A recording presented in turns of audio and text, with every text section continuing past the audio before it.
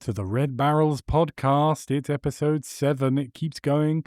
I was wondering, we've done 6. What's next? The answer, dear listener, was 7. And we'll see how much of those pauses I edit out later. Yes, it's episode 7. We're ready to go. And first up, it's introductions. Who are we?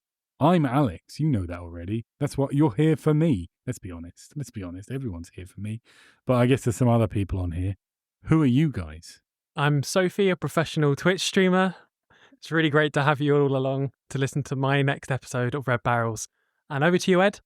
Cheeky. It's your boy, Eddie P. It's your boy, Eddie P. We edited that out. We can't leave that in. That's a recurring joke that our listeners Not a won't lemon understand. on Twitter and still not a lemon on Blue Sky. And before we get started properly, I would again, if you would like to infect other people with this disgusting nonsense happening, you can share us on social media. We'd like to get bigger. So share us. We're Red Barrels Pod on Twitter, Red Barrels Podcast on Blue Sky, and on all the services. Stopping you. Do it. Yeah, exactly. Do it. Exactly. Do it right now. Don't listen to the podcast. Unless you're a chicken. Exactly. Yeah. Ed, and that was actually Ed. That's the twist. Twist because broken. It's so close to April Fool's when we're recording. It just felt in keeping with the season. But to be clear, if you don't share us on social media, you are a coward. Moving on. Marx would hate you. Marx definitely would hate you. Like, personally, he would dislike you. You would violate dialectical materialism if you do not share us on social media. And you know it in your heart. But let's get on with things. This is going to be a long episode. No. We've got games to talk about. We're going straight into it. As you might not be aware, a whole new console had just been shown off. That's all anyone's talking about. That and the potential collapse of the economic system. Yeah, a whole new Switch. A whole new Switch could be coming. Oh, it is coming. We know it. And we're going to spend the second half of the podcast going through the whole thing. It's going to be the only news topic. It's going to be a big blowout. But first, we're going to talk about games we've been playing. Yeah. And first up, it's Ed. It's me, Ed. I've been playing Vampire Survivors, and fittingly for this theme, I've been playing it on the Nintendo Switch. Wow. Thank you very much. Full circle. That's full circle, baby. That's right. That's real podcasting. Yeah, alpha to omega. Yeah. Apples to apples. Dust to dust. No, that's not right. Apples to Close enough. Full of day. Is that... Keeps the grave digger away. Right.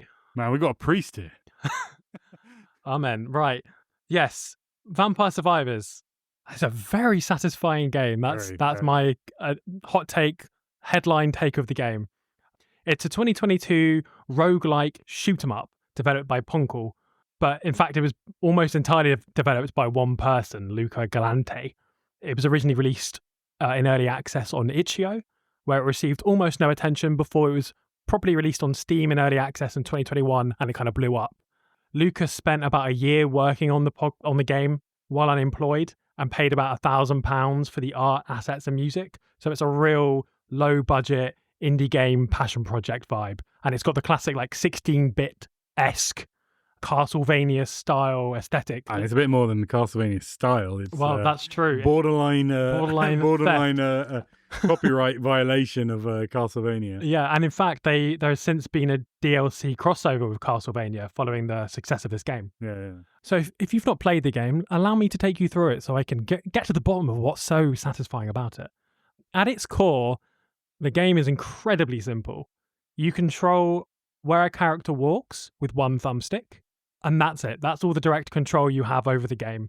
Your job is to walk the character around a series of auto-generated repeating stages, avoiding enemies who are attacking you. The ultimate goal for each stage is to survive for a certain length of time, normally 30 minutes. Your character will be automatically attacking as they walk around. There are a series of different characters, each of whom have a different starting weapon. For instance, continuing in the Castlevania style, one of them starts with a whip, which hits the enemies directly in front of them. Or another one has a magic wand, which fires a spell which hones in on whichever enemy is closest to them. When you kill an enemy, they drop experience orbs, and you can walk over to pick up those orbs, and if you pick up enough of them, you go up a level. And the tougher the enemy, the more experience orbs they drop, and the more strong the orbs are, etc. So this means that even though the goal is really survival, you're actually incentivized to play quite aggressively As you get deeper into the stage, the number of enemies increases. You'll be introduced to a range of different and ultimately more difficult enemies, perhaps because they take more hits to kill or they attack you more aggressively. And you need, therefore, to make sure that you're keeping pace with the slowly increasing difficulty by leveling up your character as quickly as you can. When you level up, the game gives you a choice of one of 3 different kinds of upgrades, or I'm going to break it down into 3 different kinds of upgrades. First, you might get offered a new weapon. So, for instance, if you started the game with the character that starts with the whip, you might be offered the chance to take the magic wand, like I mentioned earlier, or one of the other weapons. And then for the rest of the stage, you'll have both the whip and the magic wand. The second kind of thing you might get when you level up is a passive upgrade. These could be things like the attractor orb, which pulls in the XP orbs from further away, or the crown, which increases how much experience you get from each of those orbs. Or the third kind of thing you could get is an upgrade to one of your existing things. So this might be like a strength, or this might be a buff to an existing weapon. So it could be like that might increase its strength or its range, or it might give you like multiple ones. So for example, the magic wand, you can upgrade it so it hits the 2 things closest to you rather than just the 1. Or for the buff in the case of the passive items, it could be increases the range at which they work. So the one that pulls in the XP orbs, it pulls them in from further away. And each different weapon and passive item can be upgraded a different number of times. So every time you level up, you're offered like a random combination of any of these things from a list of the ones you've unlocked while playing the game.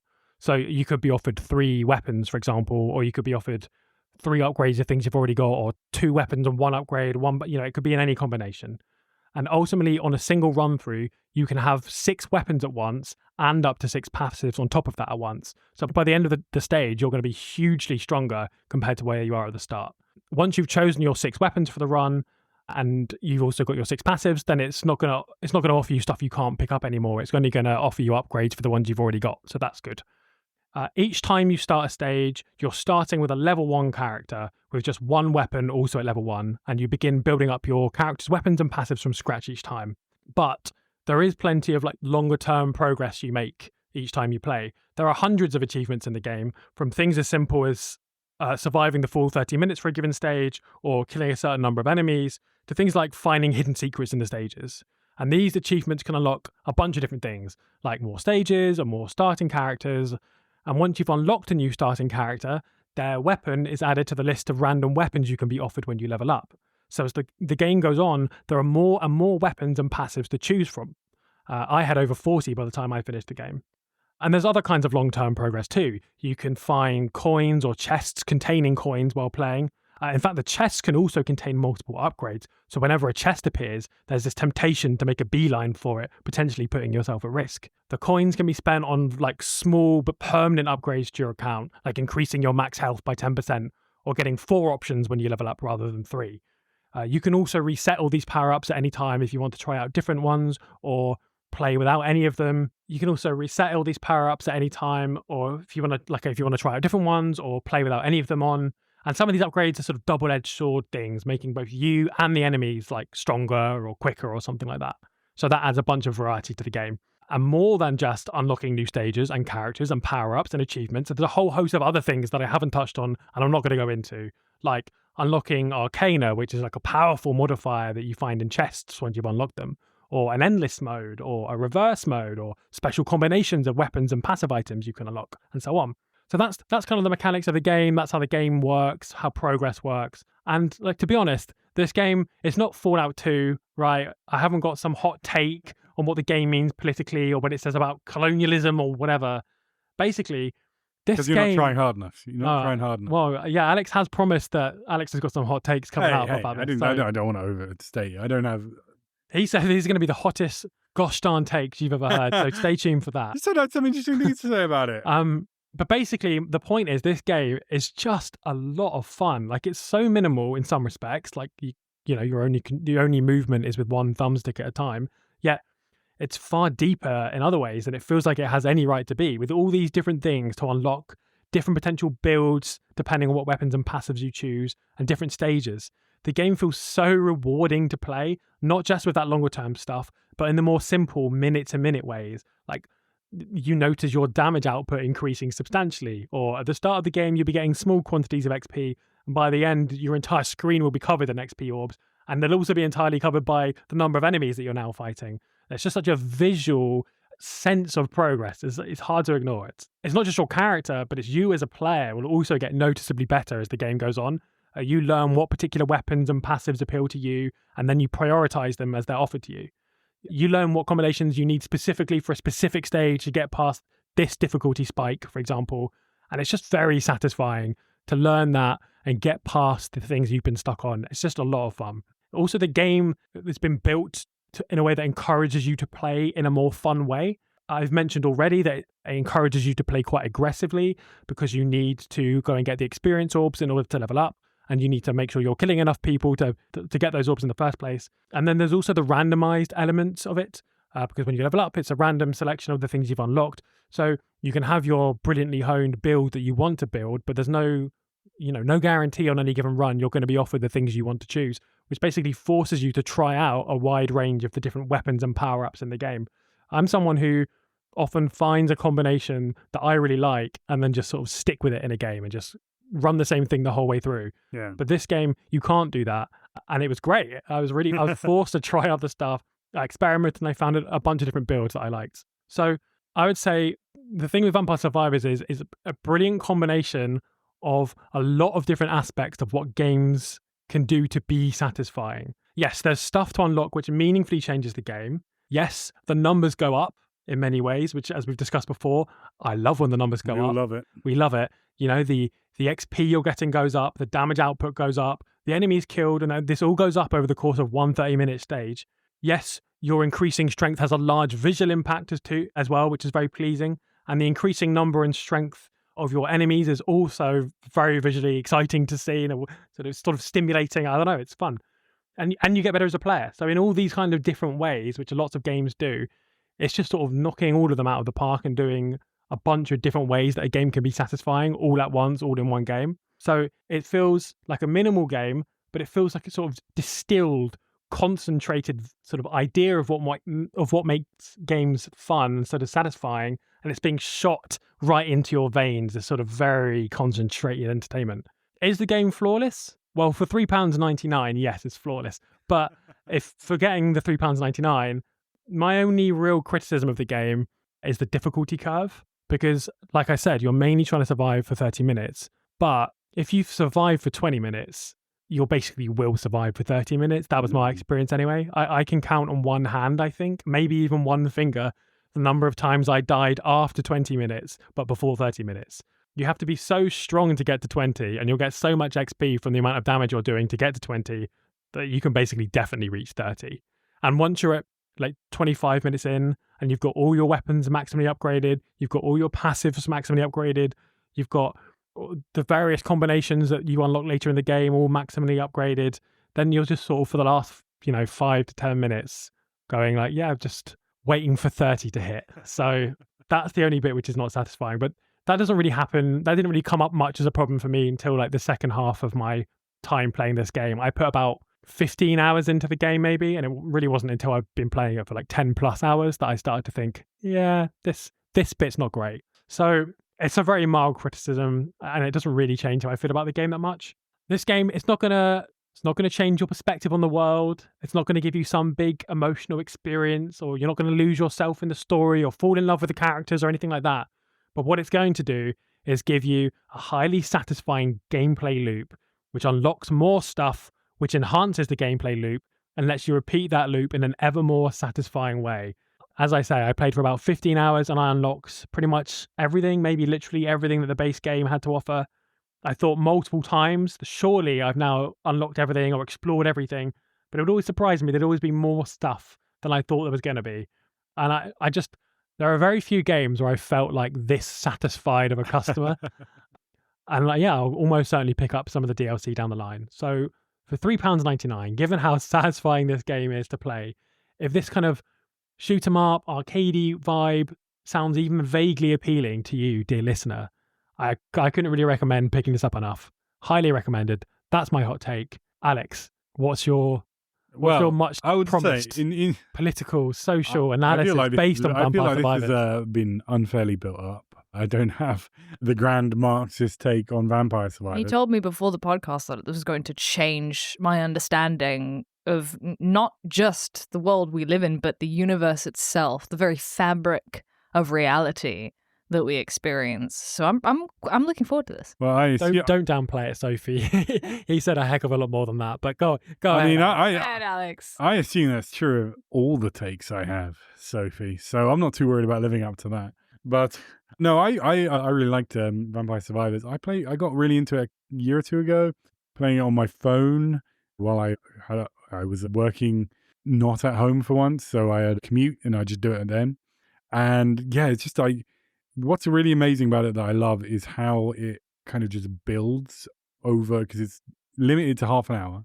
You're always done by then. Well, with a couple of weird exceptions of like things you could do, but almost always it's that. And you start off really weak and piddling, and there's like a couple of enemies on the screen. And to be honest, it kind of feels a bit rubbish. But then, you'll get a little bit stronger, and there'll be a few more enemies. And by the end of it, I mean, I think you kind of downplayed it a bit, just how much stuff is on the screen. Yeah, when I said it covers the screen, Yeah, I wasn't completely kidding. covered. It completely covers the screen. It just it is. You are like a little shining dot in the middle of the screen. I've seen clips of the game and found them so just illegible because of just how much stuff is on the screen. Like, not knowing what's going on. The problem watching clips of it is that having that much, all this random stuff on the screen basically breaks video encoding. So it's almost impossible to find decent footage of the game at that level. But it's almost to the point where it's a problem, though. Like I'm saying, in the last 5 to 10 minutes of any given stage, yeah, it is illegible, but it doesn't really need to be legible because you're so powerful by that point, you are just going to survive probably. Yeah, but that's great. It's like, it's difficult at the beginning, but now I can just completely, roll over these guys. That's fun for maybe like 2 or 3 minutes, but when you've got there at like the 21-minute mark, I'm getting my phone out.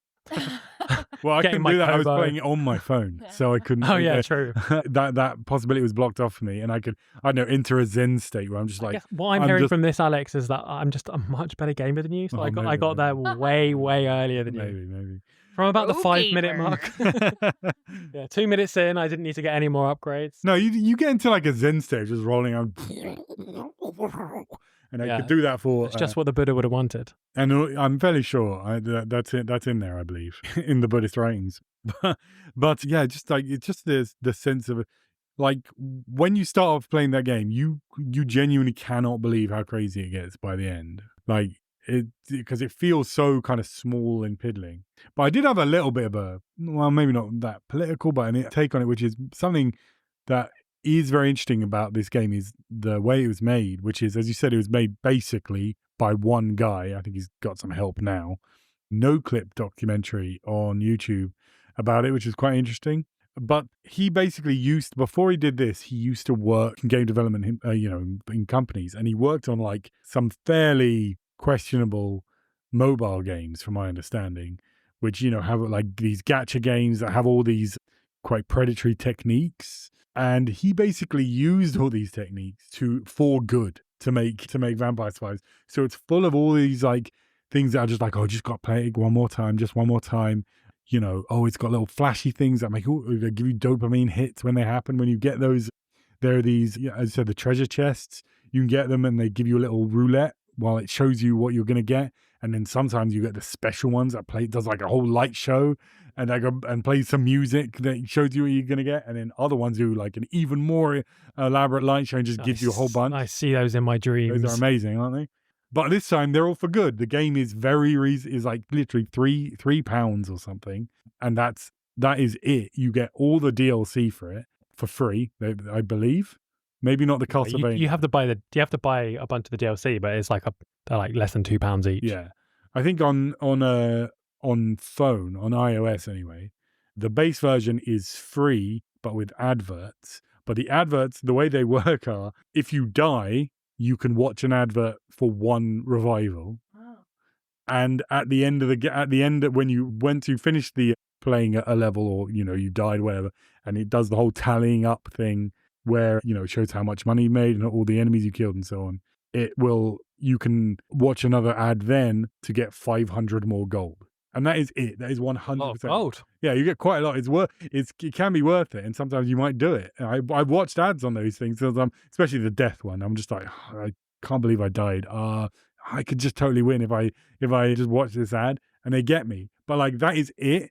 The game is, because the game is out on other platforms, it's balanced to not have the ads. So it's not predatory balancing where like the only way to win is to watch a shitload of ads.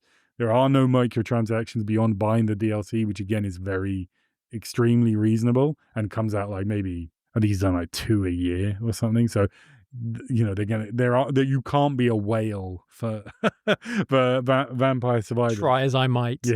Yeah. And he's made one of the most addictive games maybe ever, but it's only for good. And I think that's so nice. It's so nice to see that happen. But it is really addictive, but also like I felt like I'd finished it when I was done with it. Yeah. Does that make sense? Like I got the credits to roll, and it was about the time when I was thinking, all right, I've probably done enough of this now. So like for me, that was the cherry on the cake of like a really satisfying package of like I felt like I'd maybe done enough, and then it was like, congratulations, you've completed me. I was like, thank you so much. I think that it was a bit different for me. I think mainly because I was using it on my commute. So when I got to the end, I think there's more now because there's been more DLC. But at the time, I literally 100%ed the game. I got every achievement and all the everything. And then I was like, oh, what am I going to do now? So I literally just erased all the data and started from scratch. Wow. I prestiged it, baby. Wow, that is dedication. I should have got like a little star next to my name or something. Yeah. I don't think maybe he does now, but I don't think he did that at the time. But I only did that because I just needed something to do on the train, basically. You and I are in awe of you. Oh, I hope I can You're right. say. This did change the fabric of my reality. Yeah, there you go. You think less of Alex now? I really do. Read a book. No, this is before they had You little gamer dweeb. this is before they had 5G on the Elizabeth line. Now I just look at TikTok, all right? I've fallen into No, it. they had 5G on the Elizabeth line. Yes, they do. Yes, they do. This The more you episode know. is sponsored by the Elizabeth line. I mean, seriously, I would 100% chill. Lizzie's favourite line. I would chill for that. I do like that line. I do like that line. Apart from Coke. Lizzie's favourite line apart from Coke. I got it. Leave that in. That's a good one. Famous cokehead.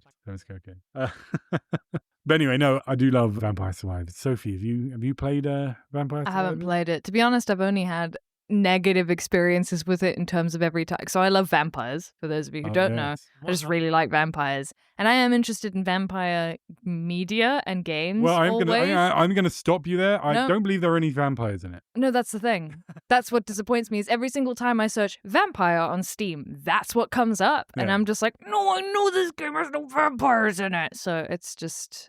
Yeah, but it sounds like you guys would have... I mean, it sounds like it's fun for people. I've seen people stream it a lot. It seems to be like a very, like, people just talk over it kind of game. Yeah. It's not my kind of game. I don't really get along with, like, arcade-style games, to be honest. Fair So I'm like, yeah, looks fun for other people. Well, I'm I disappointed recommend at it the as lack of vampires. a time waster on your phone.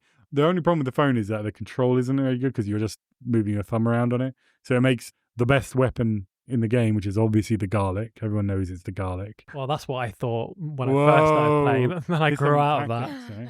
Well, it's kind of a. When I grew up. It's kind of necessary. Wake up, sheeple.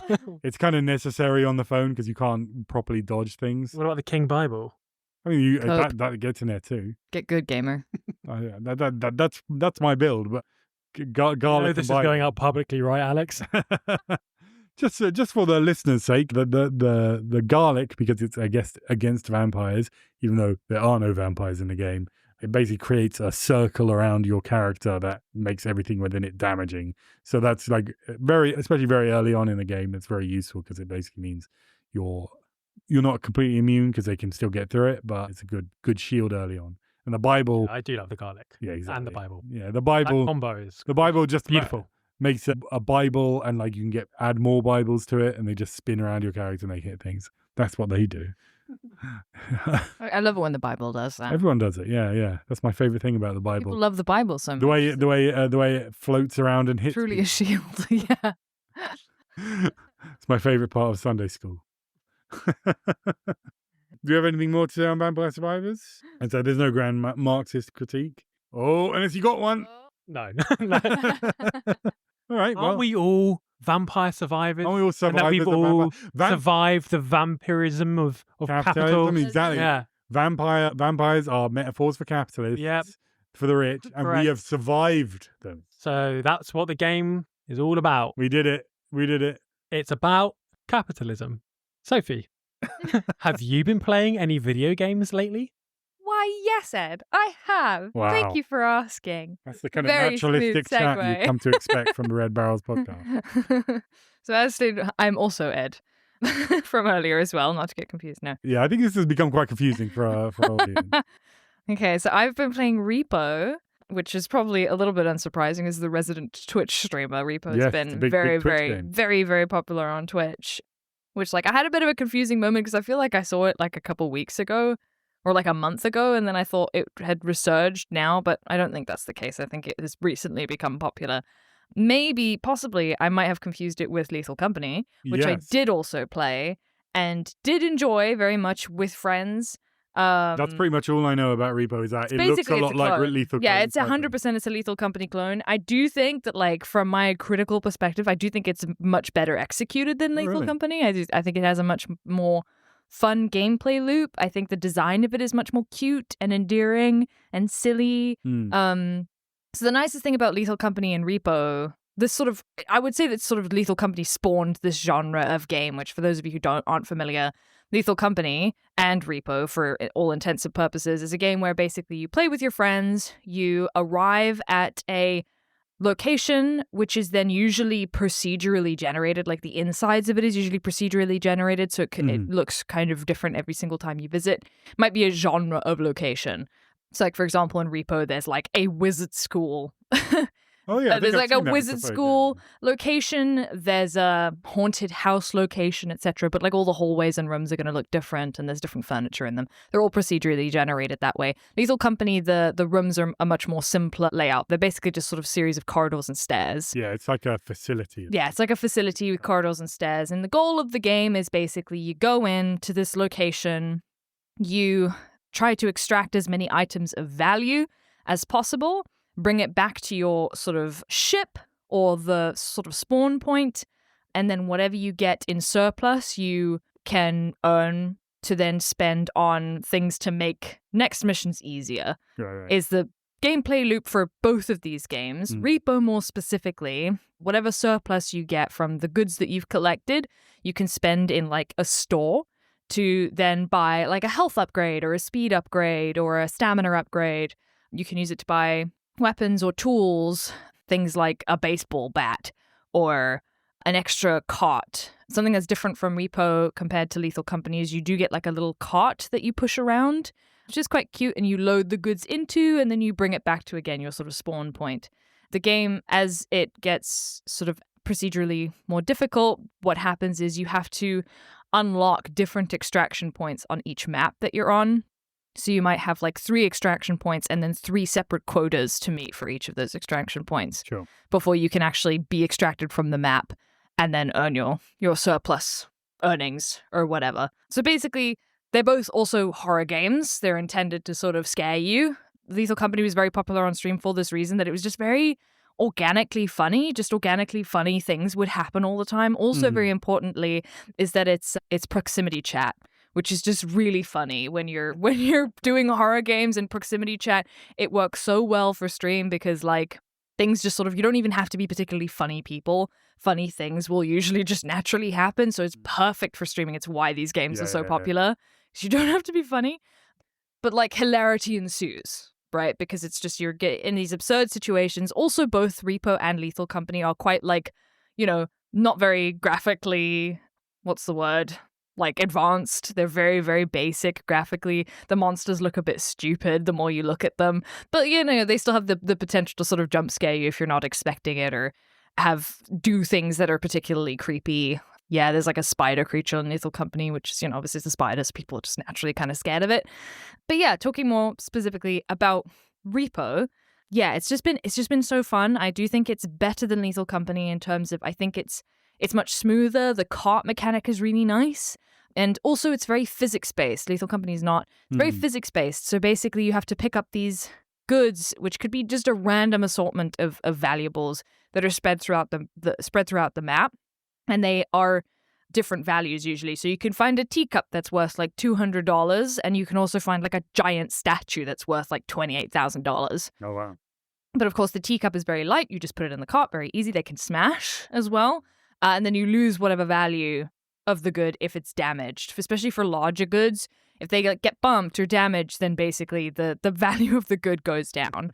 So if you get this massive statue, which is like $38,000, you basically kind of incentivize to work together to all. You have like a function where you basically use like a levitating tool to pick things up. And if you have multiple people using the same tool at the same time, pressing E on the object, it gets lighter. And you sort of like, you kind of like role play as a moving company, being like, left, a little backward, up, pivot. Ed, are you too young to know the Chuckle Brothers? Of course, I'm not too young to know Barry and Paul. Yeah, exactly. I mean, I would say they're absolute icons. To you, but then I me, did Google the other day, and one of them's like a reform guy. So. Oh yeah. The one that's one of them's dead. One of them is dead. The other I guy, don't know his politics. the other guy's really right. We'll let him off. Yeah, you don't have to look they up were all on the Chuckle nightclub Brothers. scene. You don't have to go. They were on the nightclub scene when I was at uni. Really? Yeah. Yeah, the Chuckle Brothers, Sofie, were children. They had a children's show called Chucklevision back in, I think it was early 90s. I wish but we they were repeat allowed to sing on this pod. Yeah, we're not allowed because it messes with the editing. I'm sorry, listener. But yeah, it was in the 90s, but they repeated it for like decades. And it was just like these two guys, and they were a bit stupid, and their catchphrase was to me, to you, when they were carrying something. There'd always be a bit where they're carrying something and they go to me, to you, to me, to you. That's vaguely familiar, maybe, but like Yeah. I also grew up in South Africa, so probably wouldn't have seen it just by nature of we have different TV. Well, to be fair, I once told my mother that she should be deported for not knowing who the Chuckle Brothers were. But she'd been here a lot longer than you had, so she had less excuse. I was worried for a second. They were just getting it. You should be deported. I was like, whoa. What the fuck? I'm just saying that's how intrinsically a British institution the Chuckle Brothers are. So anyway, basically, a lot of things do play up like that, where you're sort of comically trying to move things as delicately as possible to the extraction point or to the cart. I guess, like, also, sometimes you'll pick up valuables that are, like, quite delicate, like a giant statue is not particularly delicate, just requires more hands. But sometimes you will pick up, like, a giant vase that can smash if you bump it once. So, it's quite... The stakes can get quite high because you have these valuable products. But like either way, the gameplay loop is really quite fun and I wouldn't say necessarily satisfying, but it is fun and it's silly and it doesn't feel as bad as in Lethal Company when you die and you have to start over again. Something they do that's really smart is that when you die, basically when you don't meet quota, when you fail to meet quota, the punishment is essentially you get put in a match to the death with all of your other colleagues. And then whoever wins that comes out on top and they get a little crown on their little avatar. And it's very cute. It's a very fun and silly way to end it, especially because the entire rest of the game incentivizes working together. There's no reason to betray your colleagues up until that point. And that's quite funny and satisfying. Yeah, it's a nice way to end it, really. I think the characters are like big kind of jelly bean people. They're robots. They're robots. So they're actually really cutely designed. Colors. Yeah, they're bright colors. You can choose your own color, and their sort of heads open like a Pac-Man type thing. So it's in sync with your voice. So it's just really quite charming to look at. Where it's like, and their mouths go like Pac-Man. You can't see a viewer, but listener rather. We're all doing. You're not a viewer. We're all doing Pac-Man. Exactly. So it's very cute. It's very charming. The design's very cute. You can sort of also. Because you're this robot character who kind of almost like a Russian doll can shrink into itself, you also can hide. That's something Lethal Company doesn't allow you to do. So you can hide under furniture. You can get really small and hide under furniture. Some monsters are sort of noise activated. Some of them are sight activated. So you kind of try to learn how to game around the monsters and what strategies to use and stuff. And like I said, hilarity just generally ensues. It's just very fun and silly and goofy. It's in early access at the moment, which usually I don't like buying early access games, but when it comes to these multiplayer games that you end up playing on stream, to be honest, I don't mind because they're quite cheap and they're good for a laugh, even if they are janky. That's kind of the point. But normally I'm not a huge endorser of buying or supporting early access games. I do have mixed feelings about that. But yeah, I guess onto the sort of politics of the video game. Let's roll. So basically, REPO, the name of the game, literally REPO, stands for Retrieve, Extract, Profit Operation. So I guess that's sort of implied that that's the company name of the company that you work for. Repossession. Well, I do think that the link is there, right? I think that's the implication. Yeah, I think that's definitely the leak. That's the implication is that you're going in and repossessing valuables, essentially, is the I do think that is the other implication. I think it's worthwhile pointing out that obviously REPO-men, it's an extremely unpopular job to have. Very, very unlikable Bailiffs. people. Yeah, bailiffs, yeah. No more in this country. Lovely guys. We love them. Yeah. Which is like, I am of the perspective of like, yeah, I guess we were talking about it today that like REPO-men are they're kind of cop adjacent, right? In terms of like, they're just kind of enforcing a much larger power structure. I guess banks in the case of REPO-men, they do have extra legal powers often as well. They can, they can enter a residence when you're not there. They do sometimes get those extra legal powers granted to them. It's not great. No, but obviously also, like, I guess, it is also a job. It's quite a dangerous job as well. I saw someone sent me a video of basically a REPO-man who got shot in America, obviously, during like a vehicle repossession. Wow. Which, is kind of understandable, obviously, from both perspectives of like, you're taking someone's potentially their livelihood away in the form of like a vehicle repossession. You're potentially taking away their ability to earn money.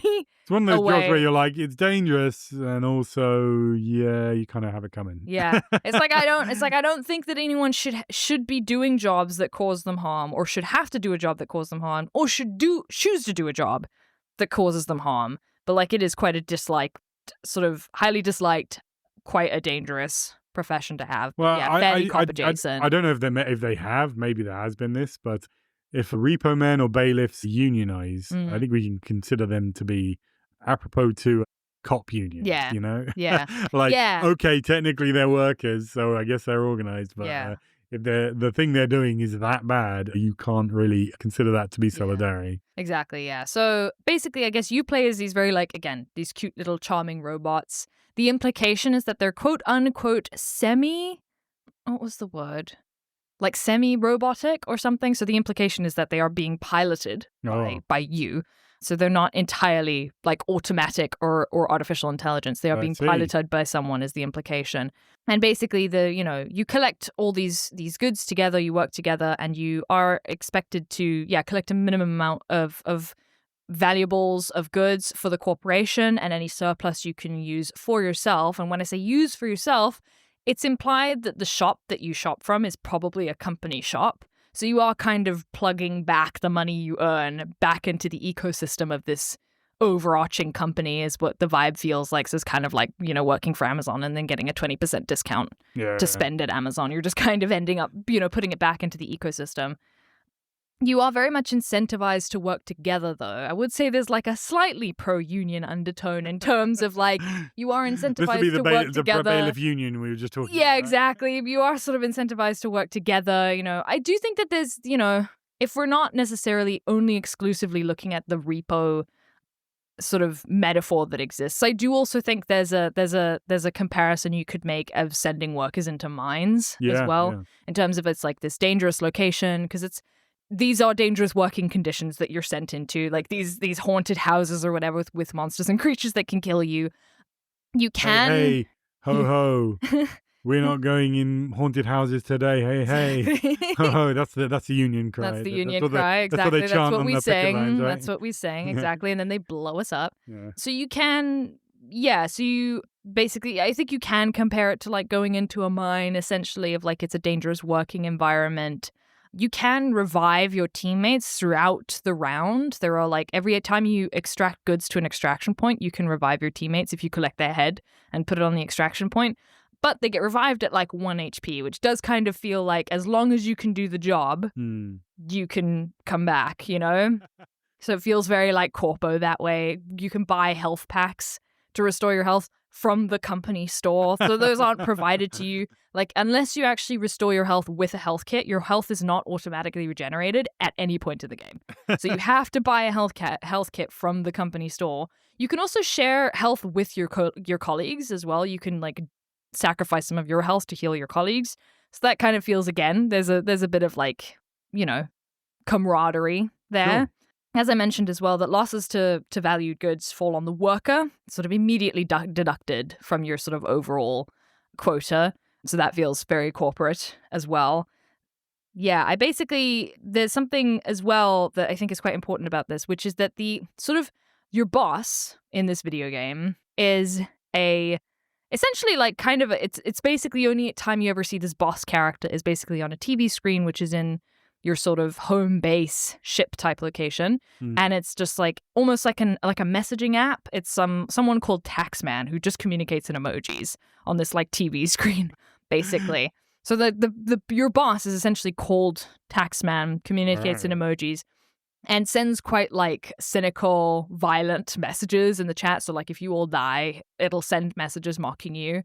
Essentially, that's completely like, I hate when my boss does it. I hate when my boss does that. It's a completely like disembodied figure. It's clearly like not supposed to be that important, but I'm going to interpret it. No, I think Which is that like it's described as, according to like one of the sort of wikis that I looked at, is described as an artificial intelligence. Oh, really? Which I do think is really interesting. I recently listened to an episode of Citations Needed, which is one of my favorite podcasts, and they talk about how in the media currently we're seeing a lot of stories about artificial intelligence being used as a way to like abstractify accountability. So in the case of like Israel, for example, and the genocide in Gaza, we have AI directed quote unquote drones. And then it's like, oh, well, you know, we accidentally gave the drones the wrong instruction, or the AI accidentally did this, that, and the other.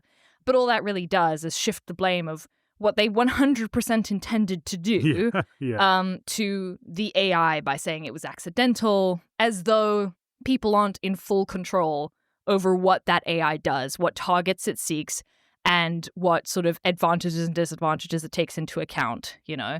So kind of it feels a little bit like that as well, of like abstractifying this idea of accountability, of a boss, of the REPO-man saying like, well, none of this is actually done by people, you know, kind of takes the guilt out of it as well. The idea of, you know, well, people wouldn't do this job because it's morally reprehensible, so we'll just sort of replace it. I think there's also an interesting through line you could make about automation as well, worker replacement through automation, because there's robots and AIs all in this sort of company format. Obviously, it's sort of set in an indiscernible time in the future. You never see a human being person, but the question does arise, whose houses are you in? Like, what properties are you in? Whose goods are you repossessing? In one case, there's some ghosts' houses. Apparently. Could be ghost houses, but none of the ghosts are humanoid, which is interesting. None of the ghosts are humanoid, but like the furniture in the places that you're in, they're like chairs and beds and things that human people would use. So, you know, whose places are we repossessing? What are we doing here? So yeah, I feel like basically, I think there's kind of a couple themes here. I don't think the game necessarily intended anything anti-capitalist, obviously in particular. I think it's just a fun little concept, kind of using this motif of like dystopian work that like Lethal Company does as well. This idea of like disposable workers and taking it to the absolute extreme of just like, all you have to do is meet quota. And if you don't meet quota, we'll just get rid of you and get new ones. You know, this kind of very dystopian idea, very, I guess, Severance-esque as well. Which, you know, we've explored in countless other modes and mediums much more effectively, but I do think it's fun to just kind of analyze that out of this silly little game. Most of all, it's just fun. I think it's vaguely critical of capitalism in the same way that most people are critical of capitalism. I don't think the creators of the game necessarily had any of this close to their mind. I think they're probably just sort of recreating the vibe of Lethal Company, which I also don't think was making any particularly intelligent critique. But it is fun. It is a very fun game. I've been trying to persuade my IRL friends to play it with me, which is a hard sell because it is very much, I feel like, a streamer game in terms of I feel like that's most of the people who play it. But it is very fun. Like the proximity voice chat and the sort of opportunities for hilarity, it's much more better executed than Lethal Company. Lethal Company does get quite stale after a little while, but this game, it's been a while since I've had a multiplayer game where I'm just like, oh, just one more round. It's just so It's just so goofy and silly. So it's fun and I like it. It's cute and silly. Yeah, and I feel like, you know, maybe I yearn for the mines a little bit. That's what the children do. That's what the children do. They yearn for mines. Yeah, my kind of, I'd say I've only been kind of dimly aware of it, but this and Lethal Company, which I have seen a lot more of, again, I also have never played. My main vibe of it is that it's streamers play it and wildly exaggerate how scared they are when they're playing it, which I have no doubt you would be above, Sophie. Yeah, I genuinely, I don't fake being scared. Like, I think Lethal Company in particular gets very unscary very quickly. But like Repo, I think because you have the ability to hide, that actually makes it a little bit more suspenseful than Lethal Company manages. Yeah, because like Lethal Company, if you see a creature, if you're within a certain distance, you're like, you're dead, you know? and it's not particularly surprising after a while. Yeah, because in the Lethal Company, what I see is that like it would like, oh, everything's going fine, then 4 seconds later, everyone's dead, and it's exactly complete chaos. And Repo, I feel like the creatures are made with slightly more sophistication in terms of they can kill you in ways that you don't expect always, but maybe that's just because I've just started playing it. I'll probably get to the point of boredom with it. So like it's one of those games where it's hard to recommend because it's like I don't know if it will last very long. It does feel a bit like a trend. It's probably we're gonna play it for like a couple, maybe a month, maybe 2, and then it's probably gonna get stale. But it is very fun now for the moment that it is. For at Lethal Company, I was much more assured of its destruction, but I do feel a bit more confident with Repo. It's fun. It's cute and silly, and it's fun. And it sounds like the kind of political stuff. I mean, it's obviously not very deep, but it's interesting. I feel like there's a lot more kind of media these days that I don't think even the people making it think they're being particularly political, controversial, right? As people just kind of tacitly accept that capitalism is bad. Yeah, they just throw these kind of themes in there because they're just like, well, that's their lives and that's just the world we live in, and that happens a lot. And I mean, I guess on one level, that's probably really bad because it indicates that people are having worse lives and this is part of their lives and they just kind of naturally seep into the games. But also, I don't know, it's quite heartening. I remember when I was younger, even that level of kind of political commentary would be very rare in games or anything really. I think it's interesting as well that like per a previous podcast that we did when I talked about the sort of like blue work of fantasy video games. Yeah. Again, one of the main differences between this and those games is the presence of a boss. The presence of a boss and objectives and quotas to meet makes the game a horror game. It makes it an unpleasant for the characters that you're playing within as. The fiction, it's unpleasant. Yeah, within the fiction, it's unpleasant, and I think that's really interesting that it's the presence of the boss that usually makes that, and quotas of it and expectations that usually makes these things so sort of like dystopian, right? And I just think that's really interesting that this kind of, as you say, this like critique of what for many people is just kind of normal and uncontroversial. Like, it's not really even fair to call it dystopian anymore because it's just like, well, this is just a fairly standard critique, right? Like, I feel like that Overton window has shifted a bit, Yeah, I've never heard of this game before you said you were going to do it. I obviously I don't have access to the internet. I get all my news from the wireless. In your hermit shack where you live. I prefer to call it a hovel, but I guess it's just kind of a shack. You can only communicate through the Nintendo Switch e-store, right? Yeah. I haven't got the internet except for that. I've got that directly linked into my hovel. So yeah, I mean, my first thought hearing you describe playing this game is as a British man. Oh, getting very nationalistic today. On a deep level. I evoked the Chuckle Brothers, and that has just forced a bloom of nationalism in Ed's soul. Now he's going to go join Reform.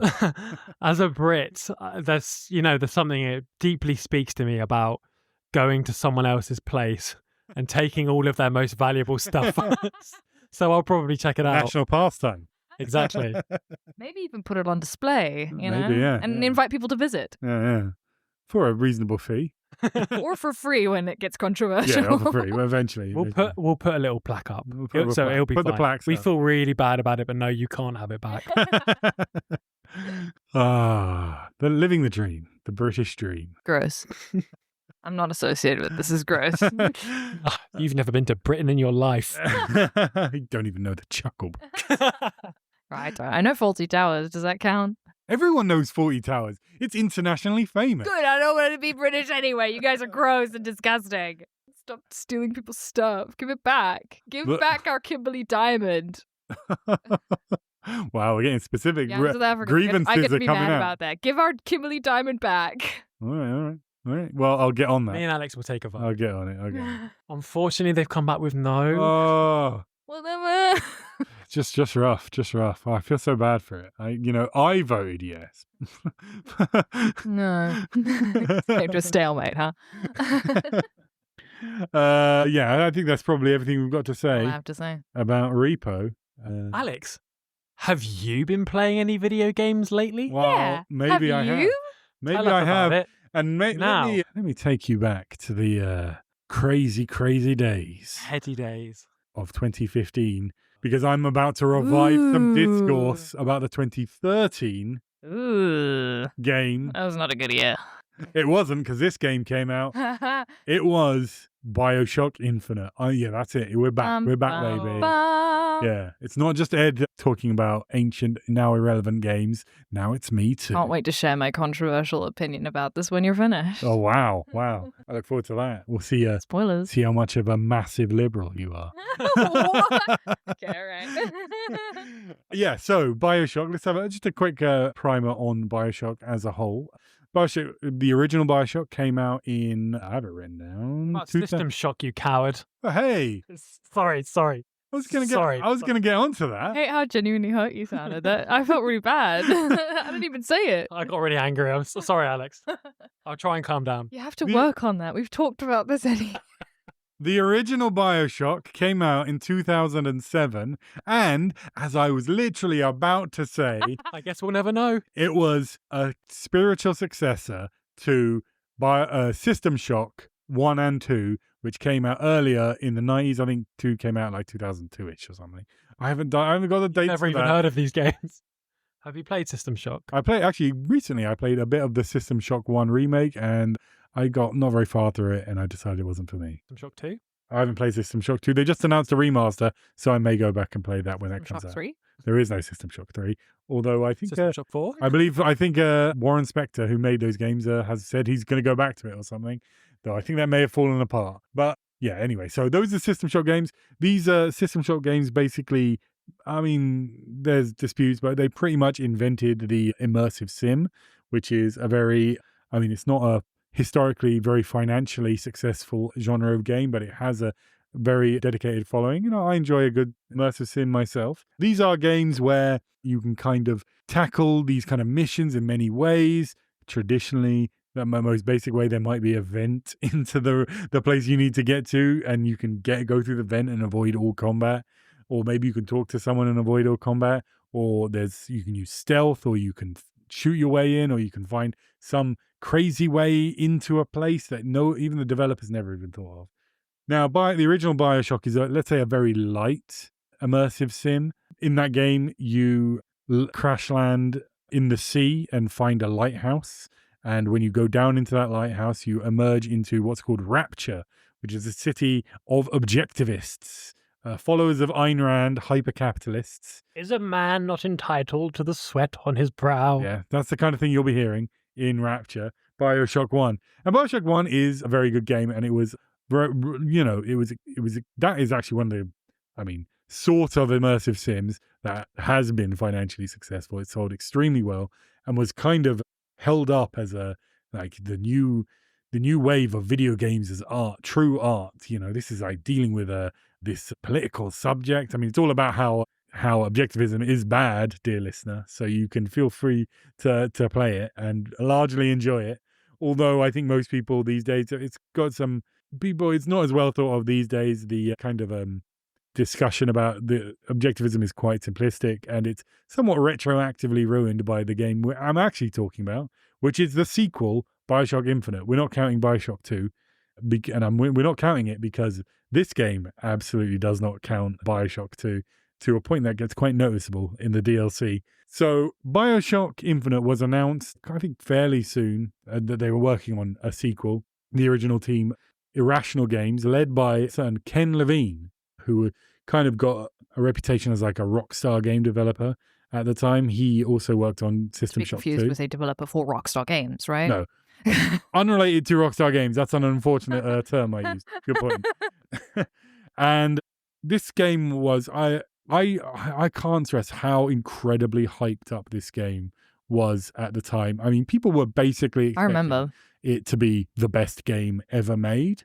And it was not the best game ever made. Bioshock Infinite is ostensibly a completely different, separate story. This time, instead of an underwater city of objectivists, it's a city in the clouds, in the sky, in basically kind of set in the 1910s American exceptionalism around that concept, basically. Very steampunk, right? I remember it being very steampunk. It's not technically steampunk. It's more, there's not much like steam stuff in it, but it's kind of similar vibes. Yeah, hydropunk. Yeah, maybe. Retro-futuristic. Yeah. Retro-futuristic. I mean, if you've been to Disneyland or World and you've been to Main Street, USA, that is... I have. And I have as well. When I was very young, we're all terrible socialists. This is where we met. I apologize. We're all terrible listener. socialists on our parents' behalf. Yeah. Yes. It's a small world after all. Oh! Not gonna- allowed. Copyright. No, No we're gonna be- singing. We don't want to turn into Disney adults, all right? We don't want to do that. Jenny Nicholson. Apart from Jenny Nichols, we all love Jenny Nicholson. Subscribe to Patreon. Yeah. That's really really good, good. But anyway, Main Street USA, which is the place you walk in when you first enter Disneyland, is done up very much in this style. It's harking back to exactly the same era this game is. And so in that regard, it seems quite similar. You meet a young girl called, kind of a teenager, I think she's maybe 20, called Elizabeth, and you take her, you're sent there to rescue her from this place, and you end up going on an adventure with her through this land. Now, the first thing I'm going to talk about is the actual gameplay, because the politics is kind of most of it, frankly. But the gameplay, one of the big problems of this is that I should say I played this game when it came out. I didn't play the DLC. I played the DLCs the first time for this very podcast. Wow. Yeah. Ah. You're welcome. What an honor. You're welcome. Thank you, Alex. But I don't think I really appreciated at the time when it came out just how much of a kind of betrayal of the immersive sim Bioshock Infinite is. I mean, while Bioshock 1 you could say is a light immersive sim, this has almost completely jettisoned any element of that. It is now a completely linear game with a couple of sections where you can explore a little bit. Maybe you can go to one or two little rooms in this place and then that's it. And there's no element of having like different ways of dealing with things. Basically, the game is just like narrative, and then you get to an area that's a big like combat area with like, cover and things to do. And it basically just turns into a straightforward shooter. Skyline. There's skylines, there's these like little metal rails in the air that you can hook onto and swoop around the arena. That's probably the most interesting thing that happens with the combat. And it's fun. It's pretty fun. But it is just a completely straightforward shooter. It's like Call of Duty or Halo at the time. It's just like that. And to be honest, it's pretty good as that. It's an okay shooter. It's fine enough. But I'll interject my controversial opinion here. It's just that it was fun. I found it really fun. I remember at the time. Yeah, I remember enjoying it. But I also haven't played Bioshock 1 or 2. I see, Not played any of the Bioshock games. So when How many System Shock games have you played? None of them. Yeah, so I remember people hated me when I was like, oh yeah, I like it. Yeah. Like Infinite. And I think it's because people associate it with like, you like it more than one? And it's like, well, no, I haven't played that. I'm sure that's fine. And not to interrupt you as well, but would you say it's fair to describe that Bioshock 1 was a bit more of a horror game than Bioshock Infinite definitely was? has more horror, far more horror elements. I mean, partly kind of that's just aesthetic, because in Bioshock 1, it's very dark and it's very dark. You're under the sea. It's not like The Little Mermaid. Under the sea. No singing, I told you. No singing. All right, I'm sorry. It ruins the edit. Sorry. Take it back. Yeah, it's under the sea, but so it's all dark. It's all flooding. I'm not allowed to do Chuckle Vision. You're not allowed to do Under the Sea. Yeah, it's true. It's true.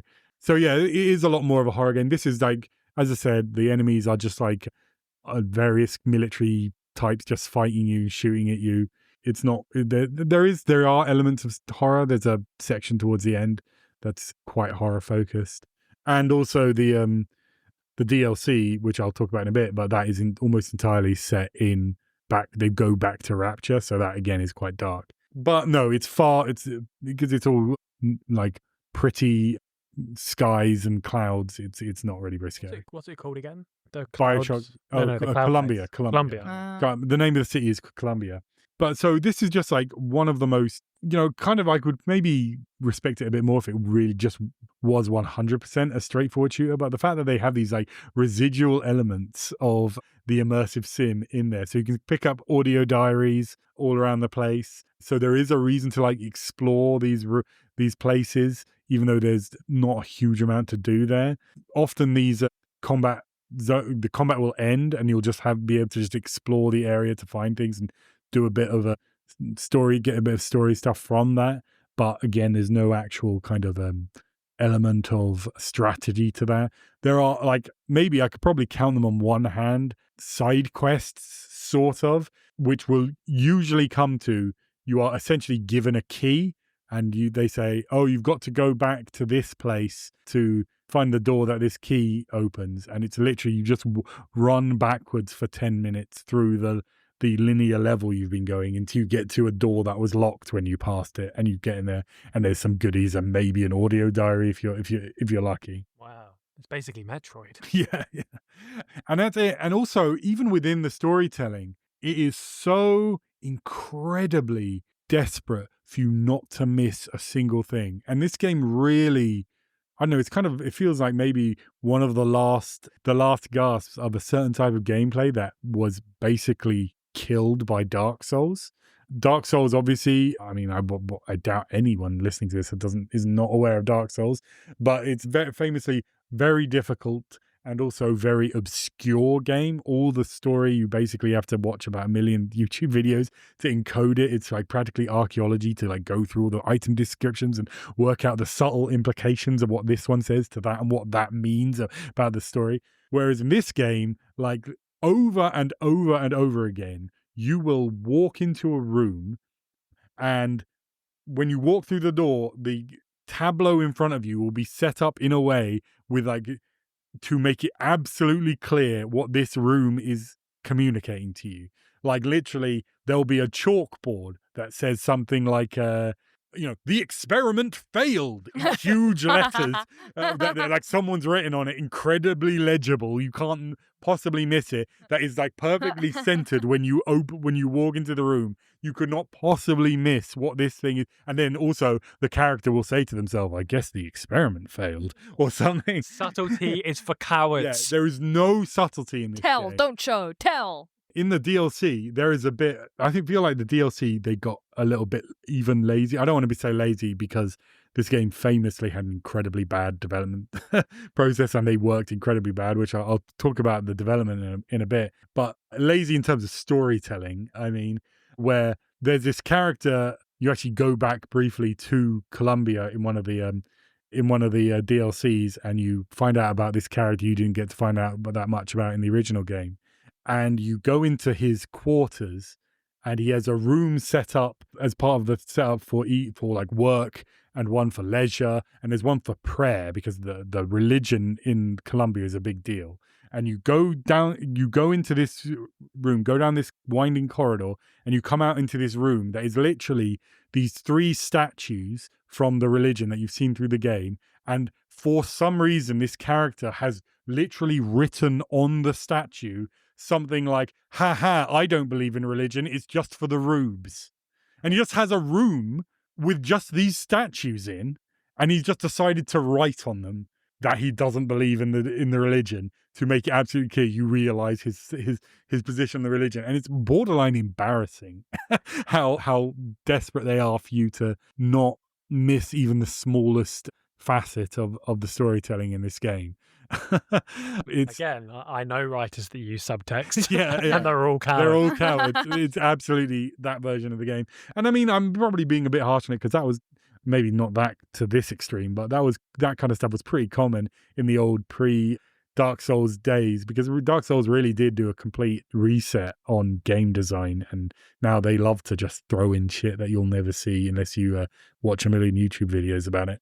So the game is, as a whole, is quite, in gameplay terms, is, I felt like I'd say, Sofie, I actually was fine enjoying it quite a lot at the beginning. Like the first kind of half of the game is pretty fun. You go through a lot of places. One thing that's very clear is that it was a very, there's no expense spared, even though it's a 12-year-old game now.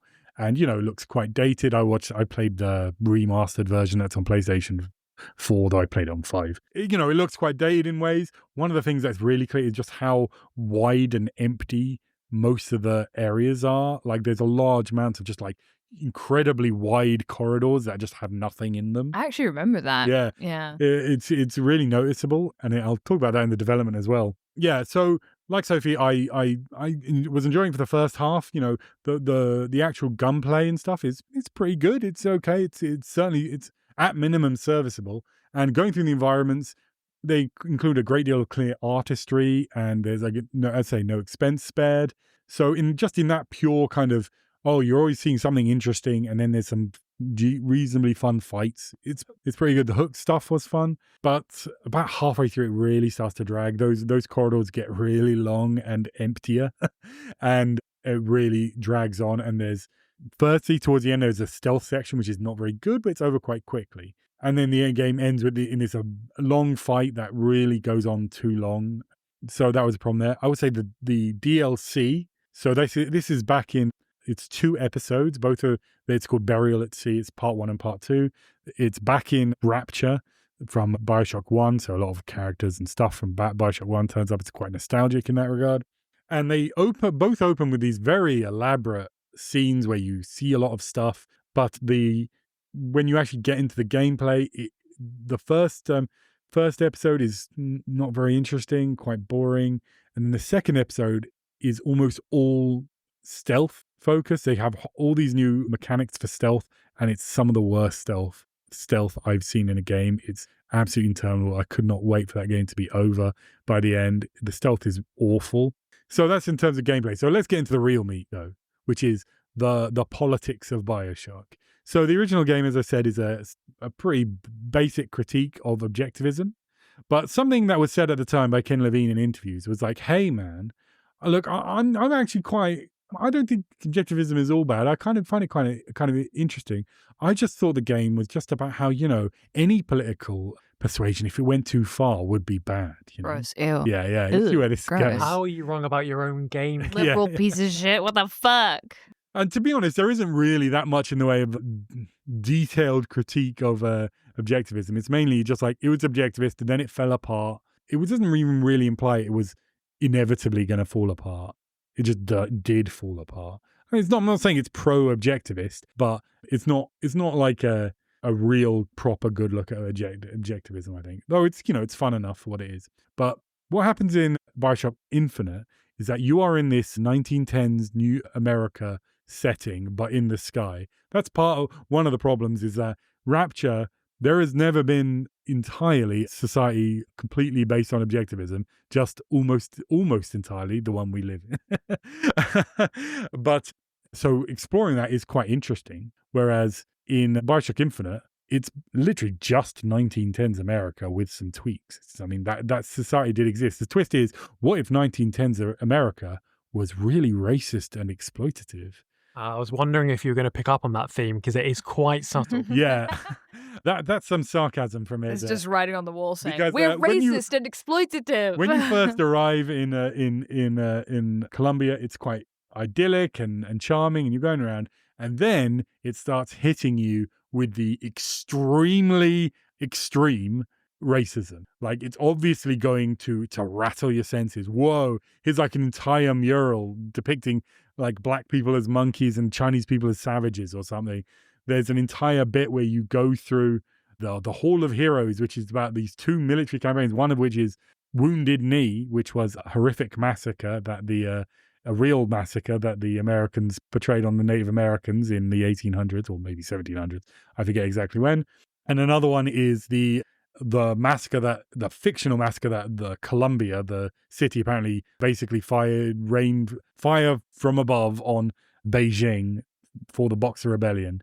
And the whole display is about this. It's like a theme park thing where you go through and it's full of like incredibly racist caricatures. And like, this is extremely like, whoa, that's super racist. And you really get a feeling that they want to say, hey man, we're being really serious. We're real art. So we're not gonna hold anything back on this racism. It's gonna really shock you. It really shook you to your core, really mate. You, man. Yeah, this is real art now. Buckle up, buddy. And frankly, it feels quite adolescent. It feels like a teenager would think that was super edgy. Baby's first racism. Yeah, exactly. Baby's first. Hey man, did you know racism is bad? Would you like to see some of the worst racism you've seen? Not really, no. I don't wanna. But I mean, to be fair, the game is very clear that racism is bad. It's not in any way suggesting that this is acceptable. Well done, Bioshock. Well done, Ken Levine. and you go through it. You see this racism, then you go meet Elizabeth, who's the young. Sounds pretty woke so far. A woman. Don't worry, Ed. We got you sorted. It's not too woke. Oh my god. So you meet this girl, Elizabeth. She has magical powers, mysterious powers to open up rifts to alternate dimensions. Then you Have those. you go to, well done for you. You go to Finktown, which is the industrial center, It's not as good as you think. and you discover that it's not just racist, it's also like super capitalist and very exploitative of the workers. It's very bad. See a bunch of stuff like that. And while you're there, so you end up accidentally slipping into some other universes, and then you find yourself in one where you've seen hints of them through the game. There's a group called the Vox Populi, who are essentially, they don't say it, but they are essentially some sort of socialist workers' uprising. And they've just been rumbling below. But then you slip into a universe where now the Vox Populi are in full revolt. It's a revolution. It's all go. And it seems pretty cool at the start. Yeah, you think it would be cool to have a revolution, don't you? That sounds great. Yeah, you think that I love that. You think that the incredibly exploitative and racist society you've seen up to then might need a bit of a revolution to deal with it. Yeah. Well, no. What? It turns out that the revolutionaries are just as bad as the racists. Oh, too much of one good thing can be a bad thing. Oh, no. No. Now, not only is Socialism has never worked. not only is that like obviously What pretty if too much democracy? what if too much, yeah. And Not- not enough. Too many rights. Not only is that like shit, frankly, I can't really do it, but it's also the way it's done in the game kind of is borderline nonsensical. You just see, it genuinely feels like you're just supposed to think that the fact that the people who are clad all in red are like going, yeah, and waving streamers and like shooting the people clad all in blue, who, by the way, you have also been shooting the whole way through the game. So the idea that you can think that these people shooting those other guys is supposed to be some sort of moral outrage is pretty ludicrous. And then at some point, just the characters start just saying, wow, it turns out they're as bad. Comstock, who's the head of Colombia, the dictator of it, basically, the spiritual dictator, is a Comstock, and Daisy Fitzroy, who is the leader of the Vox Populi, they're basically the same. They literally say that. And you're like, what have I seen that would suggest that? Literally nothing. But because it turns out in this alternate universe, the protagonist, who you play, Booker, in this world, he somehow became a martyr for the Vox Populi cause and was killed, but you're alive, and they think that's weird or something. So Daisy Fitzroy decides that actually now the Vox have to kill you for basically no reason. And so now you're fighting them for the rest of the game. Turns out the friends were the center we made along the way. Yeah. And so the whole way through, and it's just like, That you don't like racism? Well, have you heard of Stalin? yeah, that's pretty much what it is. It's incredibly insulting. But I mean, to some degree, maybe you could say where it's just saying that, revolutions are dangerous and maybe you'd like to avoid it. And I'm trying to be the most generous I can to What this. they're saying is communism has never worked. Well, you could just say that, like, Find me a working example. if only they hadn't been so racist, they wouldn't have caused this to happen. But really, there's nowhere near that level of introspection that I'm granting it. And at any rate, the game kind of falls away from the entire political angle from this point, other than just having the Vox Populi also as your enemies now. And it starts going into this alternate universe business, which is kind of bizarrely hubristic, because at the ending of the game, there's like this grand declaration, because when you got to Colombia, you did so through a lighthouse, and then you took what was basically a rocket from the lighthouse up to Colombia. Hold on. And in Bioshock 1, you start off in a lighthouse and you go down. Whoa. And so they declare that actually it's a 10 grand out of 10 IGN. it's a grand multiverse. I love that. And there's always a lighthouse, which is just a bizarre thing to say when there's there's 3 games and only 2 of them have a lighthouse in it, for one thing. But like, this is the kind of thing you might. System Shock. I don't remember. There's no lighthouses in no those lighthouses games. in System That Shock. was my main problem with them. Continuity is for cowards. Yeah. And like, this might be cowards this episode. Aren't this they? This might be the kind of thing you might say in, I don't know, Bioshock 6 or something, when had a long legacy of games that all had lighthouses in it. And you're like, man, isn't it true? I've just lived through Lighthouse for so many years of my life, to live through Bioshock for so many years of my life. Man, it's so true. There is always a lighthouse. This is actually really important to me emotionally. This game, that one other game, Yeah. not the one in the middle. Not the one in the middle. Takes me back. I should say, actually, just a brief aside about Bioshock 2. Bioshock 2 gets applauded sometimes as being kind of the hipster. Actually, the best Bioshock is the one you never played, because Bioshock 2 was not very popular. Oh, yeah, actually, that's the best one. And I will say, there are good things about that game, but it is also the most centrist Bioshock, because Bioshock 1 is all about how atheistic hypercapitalism is bad. But then Bioshock 2 is about, but did you know that also religious communism is also bad? That is literally the point of Bioshock 2. So anyway, that's my point. That's my piece on Got the that. best multiplayer in the series. Does Infinite have multiplayer? I can't remember. Maybe it I don't does. think so. If it does, then I know that was my the joke you're making. Oh, no. But I mean, it's so I don't know. it's so combat focused. It might have done in the original version. I can't remember. Anyway, so the story just devolves into this bizarre stuff about the multiverse, which barely makes sense and seems to evoke a level of emotional investment in Bioshock I don't think anyone really had at the time. Now, moving on to the DLC, which is a return to Rapture, that makes even less sense, because this has Elizabeth from the base game, who may have died at the end or may have been wiped from existence. It's unclear. But now she's here, she's back, and she turns up in Rapture doing some stuff. I won't even get into the details of what she does. The first part isn't that interesting. It's just nostalgia for Bioshock 1 mainly. But the second half is Sounds quite appealing to me, to be fair. It's less appealing than you think. I was looking forward to it, and I was a bit disappointed. It just hasn't got the juice, basically. But the second half is interesting, and that's because I think the second half was made in direct response to the criticism from the first half, the original game, I should say. So, firstly, you start off you're back in Rapture, and you're in a classroom for kids that's teaching them about objectivism and about how to get rid of the parasite, and we all got to work for ourselves and all that. And that's what we call class consciousness. Yeah. Hello, thank you very much. So it's all Rate going. and subscribe. It's all going. That Comox. I mean, it's the opposite of class consciousness. Get out of here, It's in a Comox. class. Oh, I see. Oh, right. It's in a class. I might cut that. Hater. Anyway, so you're in this class, so it's a more explicit criticism. They're really going hard on like, oh wow, this objectivism is pretty crazy, right? Now, because it's stealth based, you try and avoid combat, but all the enemies walk around talking to themselves, and now they all talk to themselves about objectivism. They just go, wow, it's all the sweat off my back that made me where I am. I can't believe they'd consider doing some taxation. What is this? Moscow? They just literally say shit like that all the time. So it feels like they're really saying, look, okay, we really didn't like objectivism. We swear, we did think it was bad, we promise.